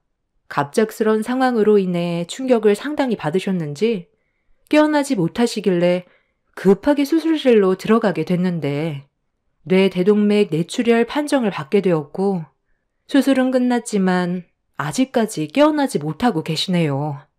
자신의 이기적인 행동으로 인해 벌어진 참사였죠. 엄마는 항상 저에게 말씀하시길 자신의 모든 걸 남한테 보여줄 필요는 없다고 했어요. 그게 결혼할 배우자라 해도 오히려 독이 될 수 있다는 말을 항상 하셨습니다. 그래서 엄마의 말대로 항상 튀지 않게 검소한 모습으로 살아왔었고 있는 그대로의 모습을 좋아해주는 그런 사람을 원했어요. 그리고 그런 사람이 저와 만남을 유지해오던 남자친구라고 생각했었는데 그건 큰 오산이었다는 걸 알 수가 있었습니다. 사람은 겉모습만 보고 모든 걸 판단할 수 없다고 하더니 남자친구 또한 속으로 저를 어떻게 봤는지 시간이 지나면서 드러난 행실들이 여실히 밝혀지게 되었고 만약 제가 남자친구에게 저희 집안에 대해서 모든 걸 미리 말하고 만났었다면 저는 평생 그놈의 겉모습만 봤을 테고 썩어빠진 속마음은 전혀 알 수가 없었겠죠. 인생은 죽을 때까지 배워야 한다던데 그 말이 맞는 것 같습니다. 똥차 지나갔으니 앞으로 저에게도 좋은 사람이 언젠간 다시 다가오겠죠. 땅을 치며 후회하고 있는 그놈의 모습을 보고 있으니 그동안 힘들었던 안 좋은 감정이 씻겨 내려가는 기분입니다. 여러분들께서도 사람의 겉모습에 속아 모든 걸 보여주지 마시고 믿는 사람일지라도 항상 자신을 위해 적당히 관계 유지하면서 인생을 살아가시길 바랍니다. 그래야 살면서 자신에게 피해가 돌아오지 않는 것 같습니다. 즐거운 주말 보내시고 제 사연 들어주셔서 감사합니다. 안녕하세요. 저는 40대 후반 남자입니다. 인생을 살다 보면 어쩔 수 없이 선택을 해야 되는 상황이 간혹 생기기 마련입니다. 저 또한 어쩔 수 없는 결정을 해야 했지만 단 한 번도 후회한 적은 없었네요. 그리고 지금 현재 저에게 많은 변화가 생겼습니다. 최근 몇 년간 있었던 일들에 대해 여러분들과 소통을 나누고 도움을 받아보고자 이렇게 사연을 신청하게 되었네요. 많은 분들께서 좋은 의견 남겨주시면 앞으로 제 인생에 도움이 될 것 같습니다. 결혼 생활한 지는 15년 정도 됐고 연애 포함하면 20년의 세월을 아내와 함께 했었네요. 연애 기간이 꽤 오래되어서 장인 장모님께서 저를 친아들처럼 대해 주셨어요. 그때 당시 가진 게 없어도 건강한 몸뚱이 하나로 열심히 살면 뭐든 다 되는 줄 알았습니다. 그래서 쉬지 않고 땀 흘리며 앞만 보고 달려왔었죠. 그리고 어느 정도 안정자금이 마련이 되고 아내와 결혼을 할 수 있었어요. 오랜 기간 저를 봐오신 장인어른께서는 자기 딸을 굶길 것 같지는 않다고 저를 믿어주셨어요. 그렇게 아내와 함께 열심히 살면서 아들, 딸 둘 낳고 큰 기복 없이 순탄한 삶을 이어오고 있었습니다.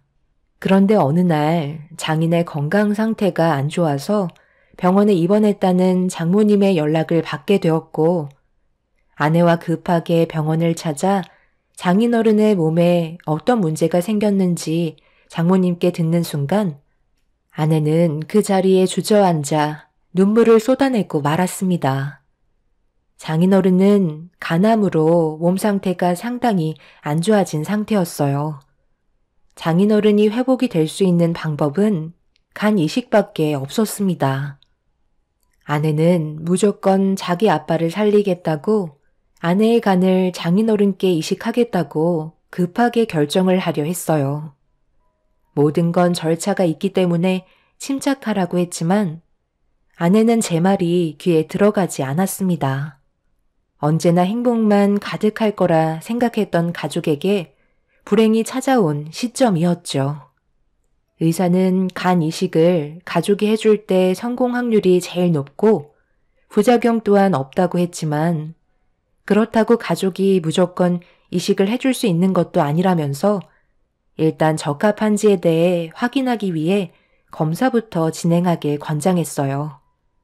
하지만 장인어른은 아내의 간을 이식받을 수 없다며 무조건 반대를 하셨죠. 하지만 아내의 고집을 누구도 꺾을 수 없었기에 아내는 가능한지 불가능한지 확인이라도 해보겠다며 검사를 진행했습니다. 장모님도 검사를 진행하셨죠. 그리고 그 사이 처남도 이 소식을 접하곤 급하게 병원에 도착을 하게 되었습니다. 그런데 여기에서 가족 간의 금이 가기 시작했어요. 대충 얘기 들었지? 일단 너도 검사부터 진행해보자. 아빠 몸 상태가 많이 안 좋으시대. 그래서 서두르는 게 좋을 것 같아. 담당 의사가 그러는데 건강하면 크게 문제 없다고 얘기했으니까 아마 별일 없이 진행할 수 있을 거야. 나보고 지금 아빠한테 간을 이식해 주라는 말이야? 나 이제 막 병원에 도착했는데 갑자기 그런 말을 하면 마음의 준비도 되지 않은 내가 얼마나 당황스럽겠어. 일단 누나부터 검사를 받아봐. 누나는 적극적으로 도와줄 수 있잖아. 그래서 지금 검사도 안 받겠다는 거야? 너는 아빠가 이대로 손도 못 써본 채 돌아가셨으면 좋겠어? 그동안 아빠가 너를 어떻게 키워주셨는지 전부 다 잊은 거야? 이식을 결정하는 건 본인 의사이긴 하지만 일단 적합한지 아닌지부터 확인해 보자고. 싫어. 그런 검사 자체가 아빠한테 기대를 가지게 하는 거잖아. 그리고 나 아직 결혼도 하지 않았는데 내 인생 말아먹을 작정이야? 누나가 아빠한테 간을 떼어줄 수 있을 만큼 마음을 굳혔다면 일단 누나부터 검사를 받아봐. 그러고 나서 문제가 생기면 그때 내가 검사 받아보도록 할게. 나는 아빠 얼굴 보고 잠시 있다가 가려 한 거지. 이식을 해주겠다고 병원에 온 거 아니거든. 지금 누나 때문에 내가 얼마나 당황스러운지 알아? 아빠도 나한테서 간을 떼어가고 싶으시겠어? 처남이 병실에 들어오자마자 아내와 언성을 높이며 싸우기 시작했어요. 그동안 서로 얼굴 붉히며 다투는 모습을 한 번도 본 적이 없던 터라 저도 많이 당황스러웠었죠. 이식 자체가 상당히 민감한 일이고 강요를 할 수 있는 문제가 아니라서 어쩔 수 없이 아내와 장모님만 검사를 진행하게 되었습니다. 처남은 기분이 별로 좋지 않았는지 장인어른 얼굴 잠깐 보고 다시 돌아갔습니다. 처남은 처가에서 같이 살지 않고 따로 사업을 하기 때문에 특별한 일 아니면 얼굴 볼 일이 거의 없을 정도로 많이 바쁜 상황이었죠. 처남의 사업이 성공한 것도 장인어른이 뒤에서 많은 지원을 해주신 덕분에 자리를 잡을 수 있었는데 자기 부모님 앞에서 남보다 못한 태도를 보인 부부는 저도 기분이 좋지는 않았습니다. 그날이요, 아내와 장모님은 장인어른에게 간 이식이 가능한지에 대한 검사 결과를 기다리면서 정신적으로 많이 힘든지 매일 불안에 떨고 있었습니다. 최대 10일의 기간이 소요된다고 했지만 아내와 장모님의 검사 결과는 3일 만에 통보받을 수 있었습니다. 의사도 크게 걱정하지 않아도 된다며 장모님은 몰라도 아내는 적합 판정받을 수 있을 거라 했었는데 의사에게 뜻밖의 말을 듣게 되었고 의사도 예상하지 못했는지 당황스러워 하셨어요.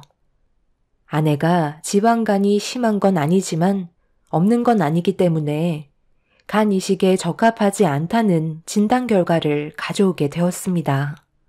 그런데 장모님께서도 아내와 똑같이 지방간을 가지고 있더라고요.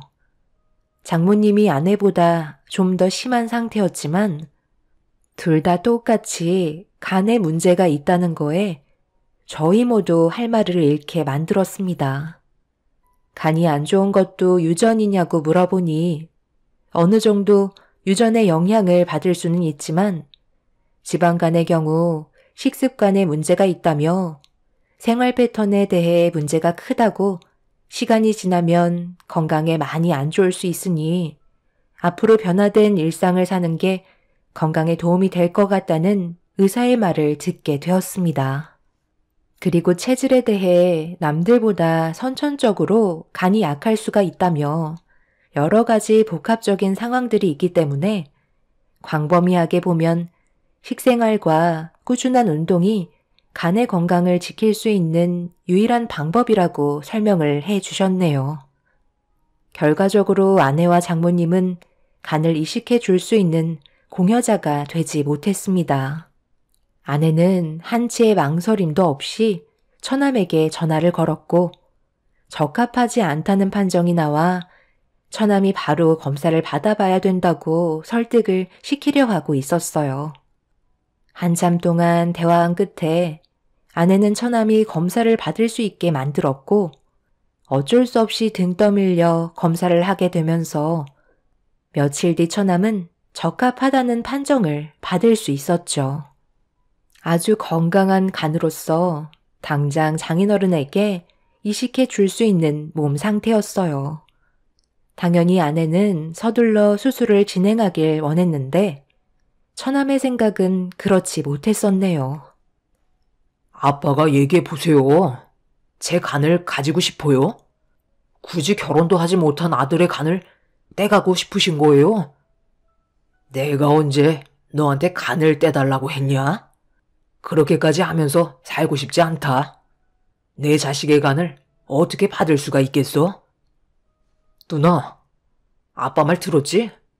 내가 만약 결혼을 해서 자식이 있는데 아빠처럼 몸에 문제가 생겨서 기증을 받아야 되는 상황이 생긴다면 나는 무조건 내 자식한테 무엇이 됐든 받지 않을 거야. 나는 누나랑 생각이 전혀 다르다고. 그래서 아빠가 이대로 세상을 떠나셔도 괜찮다는 거야? 뇌사자 기증자를 기다리려면 얼마나 오래 걸리는 줄 알아? 그 전에 아빠한테 더 큰 문제가 생기면 어떡하라고. 아직까지 암이 다른 곳으로 전이가 되지 않았대. 이식만 성공적으로 끝내면 앞으로 충분히 건강해질 수 있다고 의사가 그랬는데 정말 아빠를 이렇게 보낼 거야? 그럼 너는 마음이 편할 것 같니? 누나가 몸이 건강하기라도 했어봐. 그럼 나한테까지 오지도 않았잖아. 내가 살 좀 빼라고 몇 번이나 얘기했어? 결국 지방간 얻어서 손도 못 쓰는 누나가 더 미련한 거 아니야? 아빠도 내 간을 받고 싶지 않다고 했으니까 더 이상 아무 말도 하지 마. 이식은 강요하면 안 되는 거 몰라? 그러고 보니 매형은 검사 받아봤어요? 누나는 왜 매형한테는 부탁하지 않는 건데? 이건 가족의 문제인데 왜 이 사람한테 그 짐을 짊어지게 해야 되는 건데? 우리 안에서 충분히 해결할 수 있는 거 아니야? 이미 답이 나왔는데 네가 지금 안 하겠다고 버티고 있는 거잖아. 아빠한테 돈 받아갈 때는 뭐든 다 해줄 것처럼 얘기하더니 막상 이런 시간이 오니까 아무것도 해주기가 싫은가 봐? 꼴도 보기 싫으니까 당장 내 앞에서 사라져. 넌 이제부터 내 동생도 아니야. 엄마, 아빠, 무슨 말 좀 해봐요. 지금 내가 이상한 거예요? 아니면 누나가 제정신이 아닌 거예요? 왜 이런 걸로 강요를 하는 건지 정말 이해를 못하겠네. 내가 싫다는데 계속 이럴 거야? 질긴 게 사람 목숨이야. 수여자 나올 때까지 그냥 기다리라고. 병실이 떠나갈 정도로 아내와 처남은 얼굴을 붉히기 시작했어요. 장인 장모님은 아무 말도 하지 못하고 계셨습니다. 솔직히 저도 자식을 키우는 입장에서 그동안 애지중지 키워놨는데 제 몸에 문제가 생겼다고 멀쩡한 자식을 수술대 위에 절대 올리고 싶지 않을 것 같았어요. 그래서 충분히 이해가 되기도 했지만 반대로 저도 만약 저희 부모님께서 몸이 안 좋아지셔서 기증을 받아야 하는 입장이라면 저는 부모님을 떠나보내고 싶지 않기 때문에 무조건 수술대 위로 올라갈 결정을 할 것 같았습니다. 상당히 예민한 부분이기도 하고 처남의 입장도 이해 못하는 게 아니기 때문에 이 문제를 쉽게 생각할 수가 없었죠. 이런 상황 속에 아내는 자기 자신의 몸에 대해 한탄을 하면서 오열을 하기 시작했고 처남은 더 이상 대화하고 싶지 않다며 병실을 빠져나갔습니다. 이런 모습들을 앞에서 지켜보고 있는데 마음이 너무 아프게 다가왔어요. 이러지도 저러지도 못하는 상황 속에 제가 할 수 있는 건 아무것도 없었습니다. 제가 검사를 해서 만약 검사 결과 적합성이 나온다 한들 부모님이 절대 반대하실 게 안 봐도 눈에 훤하기 때문에 시도조차 하지 않았습니다. 장인어른이 저를 그동안 아들처럼 생각해 주시고 항상 저를 좋게 봐주신 부분에 대해 감사하게 생각하고 있지만 제 몸은 제 것이 아니기 때문에 혼자서 모든 걸 단독적으로 결정할 수가 없었어요. 집안의 가장이자 부모님께서 저를 그동안 어디 하나 다치지 않게 키워주셨는데 장인어른을 위해 기증을 한다면 부모님께서 쓰러지실 건 뻔하기 때문에 저 또한 아무 말도 하지 못하고 오열을 하고 있는 아내를 보고만 있을 수밖에 없었어요. 결국 아무것도 해결이 되지 못한 채 장인의 건강 상태는 점점 더 악화만 되어갔고 그걸 지켜볼 수밖에 없는 저희는 하루하루가 괴로움의 연속이었습니다. 아내는 처남에게 지속적으로 전화를 걸어봤지만 받지 않았고 장인어른의 건강이 악화되어 가고 있는 걸 두 눈으로 보는데 그 모습을 보고 있는 저 또한 너무 괴로워 저도 일단 검사를 받아보기로 결정을 할 수밖에 없었죠. 부모님께 얘기하기 전에 일단 장인어른과 제가 적합한지부터 확인을 해보고 싶었습니다. 아내의 눈에서 쉬지 않고 눈물을 흘리며 슬퍼하는 모습을 더 이상 지켜볼 수가 없어서 결정하게 된 거였죠. 아내는 미안하다는 말만 반복하며 제 손을 잡고 오열을 했어요. 어떤 마음인지 알고 있기 때문에 아무 말 하지 않고 아내를 안아준 뒤 검사를 진행하게 되었습니다. 그리고 그 결과 저는 장인어른께 간을 이식할 수 있는 적합성 판정을 받게 되었네요. 가족이 아닌 타인도 가능하다며 수술 성공률이 90% 이상이기 때문에 크게 걱정하지 않아도 된다는 말을 들을 수 있었고, 이 문제를 해결하기 위해 부모님을 뵙게 되었네요. 예상했던 대로 제 말이 끝나기도 전에 강하게 반대를 하셨습니다. 무슨 말 한다고 해도 부모님께서는 들어주려 하지 않았어요. 하나뿐인 자식 잘못되게 하고 싶지 않다며 무조건 반대를 하셨습니다. 내가 그동안 너를 어떻게 키웠는지 뻔히 알면서 간을 주겠다는 말을 어떻게 내 앞에서 할 수가 있는 거니? 엄마 마음이 찢어지는 건 생각 안 하는 거야? 적합하다는 결과가 나왔어도 절대 허락해 줄 수 없으니 더 이상 아무 말도 하지 마라. 나도 너희 엄마랑 같은 의견이다. 사돈의 건강이 상당히 안 좋아진 건 어쩔 수 없지만 나는 내 자식이 우선인 거야. 이건 누구나 다 똑같은 거야. 성공 확률이 90%라고 하지만 10% 확률로 너한테 문제가 생기면 그건 잘못될 확률이 100%가 되는 거다. 그렇기 때문에 나도 허락해 줄 수 없어. 며느리 마음 이해하지만 앞으로 살아갈 인생이 누가 더 긴지 생각해 봐야 하지 않겠니? 사돈도 적지 않은 나이인데 현실을 받아들여야지 어쩌겠니? 결국 누구나 다 이 세상에서 떠나게 되어 있는데 잠시 먼저 가는 것 뿐인 거야.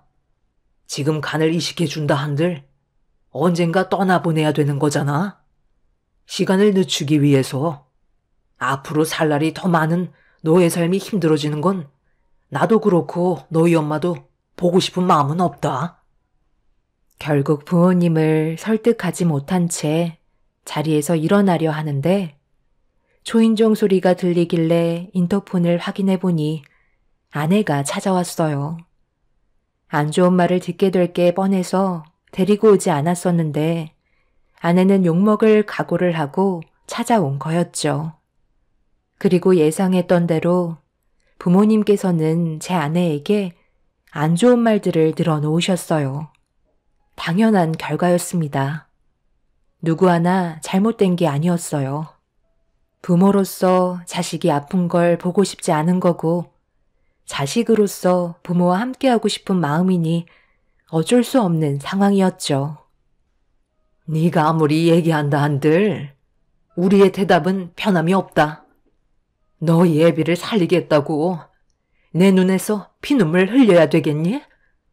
서운하게 생각할 필요도 없고 절대 원하지 않는 거니 더 이상 이 문제로 우리를 설득시키려 하지 마라. 아버님, 어머님, 정말 죄송해요.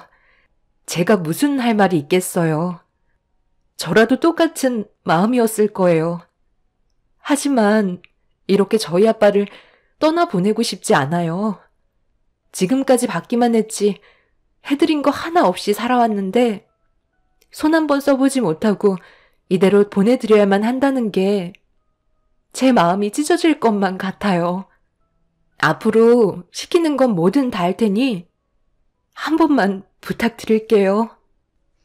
전혀 조율이 되지 않는 상태에서 아무것도 해결이 되지 않자 서로에게 안 좋은 감정만 더 커질 것 같아 결국 아내를 데리고 집으로 돌아와야만 했어요. 방에서 나오지 않고 오열을 하고 있는 모습을 보고 있으니 마음이 정말 좋지 않았었죠. 그 모습을 한참 동안 지켜보고 있다가 처남에게 다시 한번 전화를 걸어봤습니다. 한참 뒤에 제 전화를 받길래 집안이 어떻게 돌아가고 있는지 상황을 알려주면서 어떻게 하면 좋을지 대화를 주고받고 있는데 처남의 마음은 조금도 달라지지 않았어요. 저한테 간 맡겨놨어요? 매형이 저가 판정 받았다면 그냥 해주면 되잖아요. 어차피 결혼도 해서 누나도 옆에 있으니 손해볼 거 없잖아요. 저는 그냥 지켜만 보려고요. 어쩌겠어요. 저희 아빠 인생이 거기까지인 건데요. 매형도 이식해줄 수 없다면 방법이 없는 거잖아요. 꼭 그렇게 말을 해야 돼? 모두가 지금 얼마나 힘든 상황인지 뻔히 알면서 할 말이 그것밖에 없는 거야? 내가 처남한테 이래라 저래라 할 수는 없지만 그래도 말은 그렇게 하면 안 되지. 그래도 처남이 지금까지 누구 때문에 그 자리에 오를 수 있었던 건데 장인어른의 재력이 아니었다면 뭣도 없는 처남이 성공했을 수 있겠소? 나는 더 이상 2번 다시 연락하지 않을 테지만 처남도 무슨 일이 있던 2번 다시 연락하지 말고 우리 앞에 나타나지 마. 힘들 때 서로 도와주는 게 가족인 거야. 앞으로 내 눈에 보이는 순간 절대 가만두지 않을 테니 절대 얼굴 보이지 마. 알겠어? 그걸 왜 매형이 기준을 정하는 건데요? 내일은 내가 알아서 할 테니까 신경 끄세요. 혼자서 온갖 착한 척은 다 하시네. 처남은 자신이 뭘 잘못하고 있는지 전혀 인지하지 못하고 있었어요. 그래도 자기를 키워준 아버지인데 슬퍼하기는커녕 오히려 잘 됐다는 말을 하는 모습이 저를 더욱더 화가 나게 만들었죠. 이런 상황 속에 저 또한 너무 답답한 나머지 지쳐 쓰러져 자고 있는 아내를 확인하고 집 밖으로 나와 병원으로 향했어요. 장인어른과 대화 좀 나누고 싶어 병실 문을 열려 하는데 대화 소리가 들리길래 귀를 기울이는 순간 너무 놀라 입을 다물지 못했고 눈물이 쏟아지고 말았죠. 얼마나 마음이 안 좋으세요? 저희도 사돈어른께서 몸이 안 좋으시니까 하루하루가 너무 힘든 상황입니다. 오늘 제 아들과 며느리가 저희 집에 찾아왔더라고요. 말 안 해도 무슨 대화를 주고받았는지 아시겠죠? 솔직히 아들이 찾아왔을 때 어느 정도 예상은 하고 있었어요. 그래서 당연히 단호하게 거절을 했죠. 사부인도 저희 입장 이해하시죠? 그런데 며느리까지 저희 집에 찾아와서 무릎을 꿇고 애원하며 눈물을 쏟아냈는데 너무 마음이 안 좋았어요. 똑같이 자식을 가진 입장에서 제가 왜 그 마음을 모르겠어요. 사부인도 그렇고 저도 부모를 떠나보낼 때 함께하지 못했던 시간들이 너무 후회가 되었고 지금은 보고 싶어도 볼 수가 없으니 간절한 마음 저도 잘 알고 있죠. 그런데 제 아들의 몸에 상처를 내는 건 또 다른 상황이잖아요. 지금까지 사지 멀쩡하게 어디 하나 다치지 않게 키웠는데 이런 일이 생기니 저도 난감하긴 합니다. 그런데 내 아들이 도와주면 정상적인 생활이 가능하다면서요. 희망이 없는 곳에 던지는 건 미련한 짓이지만 좋아질 수 있는 방법이 있다면 저희가 돕도록 하겠습니다. 저도 며느리를 딸처럼 생각하고 있는데 평생 가슴 아파하면서 슬퍼하는 모습을 상상하니 제 마음도 좋지가 않네요. 그래서 저희가 오늘 찾아온 겁니다. 당연히 쉽게 결정한 문제도 아니고 저희 마음도 찢어지지만 사돈어른께서 제 아들을 진심으로 대해줬던 세월을 생각하니 무조건 거절만 할 수도 없겠더라고요. 앞으로 모두가 행복해졌으면 좋겠네요. 부모님의 결정이 저를 오열하게 만들었어요. 한 사람의 행복을 위해서가 아닌 모두를 위해 결정을 내리셨고 이 사실을 듣게 된 아내는 급하게 병원으로 찾아와 저희 부모님 앞에 몇 번이나 감사하다며 눈물을 쏟아내었습니다. 생명을 살리는 일인 만큼 모두가 신중했고 장인어른께서도 저희 부모님의 결정에 감사하다며 눈물을 흘리셨네요. 그렇게 부모님의 허락으로 저는 아픈 장인을 위해 간의 60%를 이식해 드렸고 이식을 받은 장인은 날이 가면 갈수록 건강을 되찾을 수 있었습니다. 장인어른과 저는 수술 결과가 모두 좋아 후유증 없이 회복을 할 수가 있었고 저는 복강경 수술을 해서 흉터도 많지 않았어요. 의사는 1년 후에는 간이 원래의 크기로 재생이 되기 때문에 생활하는 데 큰 문제는 없을 거라고 앞으로 몸 관리만 잘하면 된다는 긍정적인 말을 해 주었습니다. 그렇게 성공적인 수술로 인해 양가 집안 모두는 행복한 시간을 보낼 수 있게 되었죠. 1년의 시간이 지나는 동안 지속적으로 정밀 검사를 받는 동안 큰 문제는 없었고 의사의 말대로 간은 원래의 크기로 회복이 되어 있는 상태였어요. 장인어른께서도 정상적인 생활이 가능해져 더욱더 철저하게 몸 관리를 하며 후회 없는 삶을 사시려고 항상 노력하셨습니다. 그런데 1년이 지난 시점에 갑자기 처남이 연락도 없이 찾아왔더라고요. 당연히 처남을 반겨줄 사람은 아무도 없었죠. 아내가 이런 상황들을 전부 다 처남에게 알려줬을 때도 수술한 날 병원에도 찾아오지 않았으면서 1년이 지난 시점에 찾아온 이유는 충격적이게도 결혼을 하기 위해 저희 가족이 필요하다는 말을 하고 있었습니다. 당연히 장인어른은 대화하고 싶지 않다며 자리에서 일어나셨고 장모님께서도 처남에게 막말을 퍼부으면서 난리를 치셨어요. 아내는 처남의 얼굴에 손을 올려붙이며 당장 나가라고 동네가 떠나갈 정도로 소리를 질렀습니다. 하지만 처남은 뻔뻔하게도 결혼을 서둘러야 한다며 상견례부터 잡을 거라고 혼자서 모든 걸 계획하고 있었어요. 정말 할 말도 없었고 처남의 그런 모습이 모두를 더욱더 분노하게 만들었습니다. 그런데 등을 돌리셨던 장인어른께서 원하는 결혼하게 해주겠다며 상견례 날짜 잡으라는 말을 하시길래 아내와 장모님은 경악을 하며 화를 냈지만 장인어른께선 그래도 자식인 걸 어쩌냐며 그렇게 처남을 돌려보냈어요.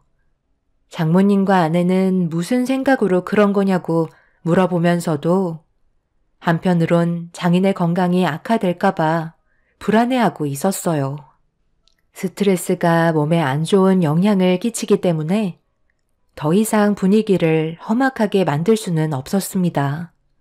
깊은 고민에 빠지신 장인어른을 보면서 저희는 그 뒤를 따라갈 수밖에 없었고 결국 상견례까지 하고 예식 날짜까지 잡고 말았습니다. 장인어른은 아무렇지 않은 듯 행동하시는 모습이 이해되지 않았지만 묵묵히 지켜볼 수밖에 없었어요. 그렇게 예식 당일 모두가 모여 출발을 하려는데 장인어른께서 부르시더니 갑자기 저를 빼고 예식장에 가겠다는 말씀을 하셨습니다. 납득이 되지 않아 이유를 여쭤보니 저까지 예식장에 가는 건 집안의 품격을 떨어뜨리는 일이라고 괜히 저한테까지 안 좋은 모습을 보이고 싶지 않다는 말을 하셨죠. 장인어른은 나중에 연락하겠다는 말을 하시곤 택시를 타고 장모님과 아내를 데리고 예식장으로 출발을 하셨습니다. 아내도 영문도 모른 채 장인어른을 따라가긴 했지만 몸이 온전치 않으셔서 큰 문제가 생길까봐 그래도 있을 순 없어서 처가 식구들을 뒤따라 갔습니다. 그렇게 예식장에 도착해 상황을 살피고 있는데 이미 결혼식은 진행이 되고 있었죠. 뒤에서 지켜보고 있는데 처남의 사돈분들께서 장인어른의 건강을 걱정하셨는지 특별히 중역 좌석을 마련하셨고 서로 웃음을 주고받으며 자리에 앉으신 장인어른을 보고 가까이 다가가 그 중역 좌석 쪽에 조용히 앉아 있는데 갑자기 예식장 앞에 대형 스크린에서 영상 하나가 재생이 되더니 충격적이게도 엄청난 광경이 눈앞에 펼쳐지고 말았습니다. 순식간에 식장은 아수라장이 되었고 처남과 장인어른의 대화가 시작되었죠. 내가 널 모르는 것도 아니고 굳이 결혼식 하나 하겠다고 인연을 끊었으면서 1년 만에 내 앞에 나타난 이유가 뭐야? 아빠, 제가 호구 하나 잡았어요. 집안이 돈은 많은데 여자가 골이 비었어. 지금이 내 인생에 절호의 기회라니까요. 아빠는 그냥 자리만 채워주고 가면 되는 거예요. 나중에 수고비는 드릴게. 그러니 아무 말 하지 말고 조용히 지나가 주세요. 아들이 부탁하는 건데 들어줄 수 있는 거잖아. 나도 이제 제대로 된 삶을 살아봐야죠. 그래서 제가 하던 사업도 다 정리했어요.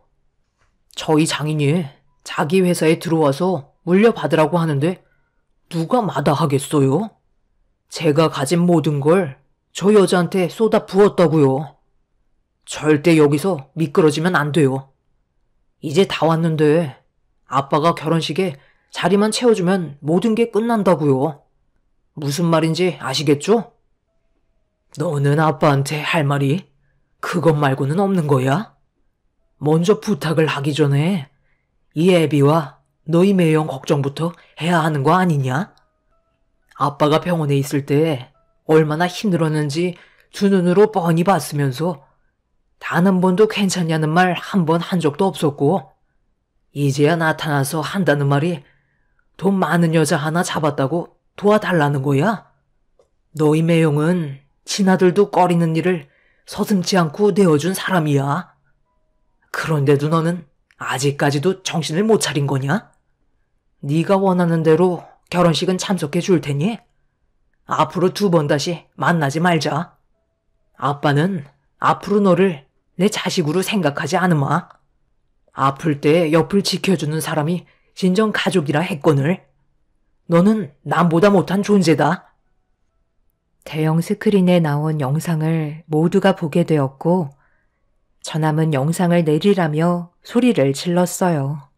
장인어른의 행동에 결혼식이 물거품이 되어버리자 처남은 화가 머리끝까지 올라왔는지 장인어른의 멱살을 잡으며 일으켜 세웠습니다.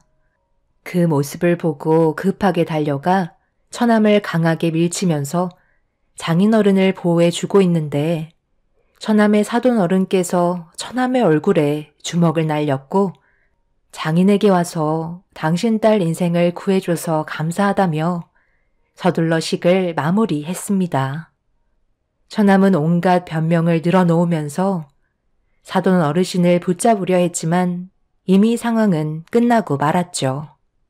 그동안 모든 걸 준비한 것들에 대해 위자료 청구하겠다며 사돈 어르신은 식장에서 나가셨고 결혼을 약속했던 여자는 처남의 뺨에 손을 올려붙인 뒤 난리를 쳤네요.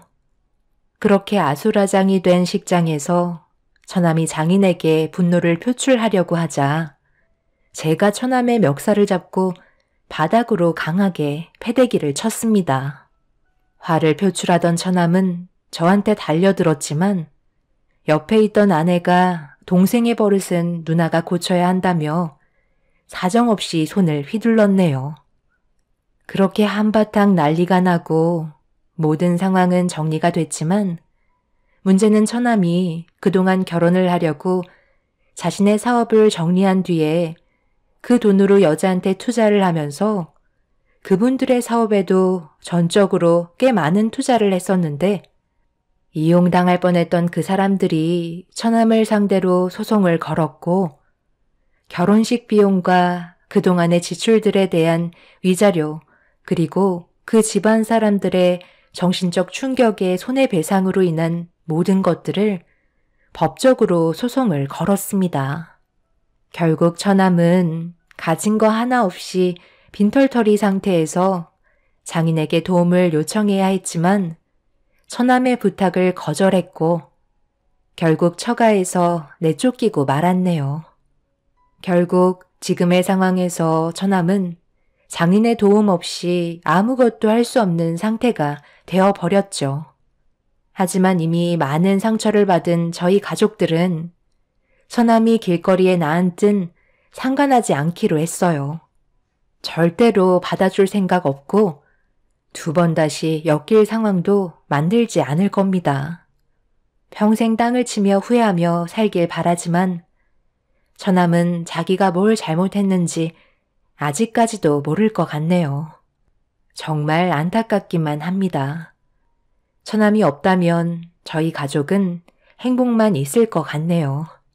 제 사연 들어주신 여러분들의 가족분들께도 언제나 웃음이 가득하시길 바랍니다. 감사합니다.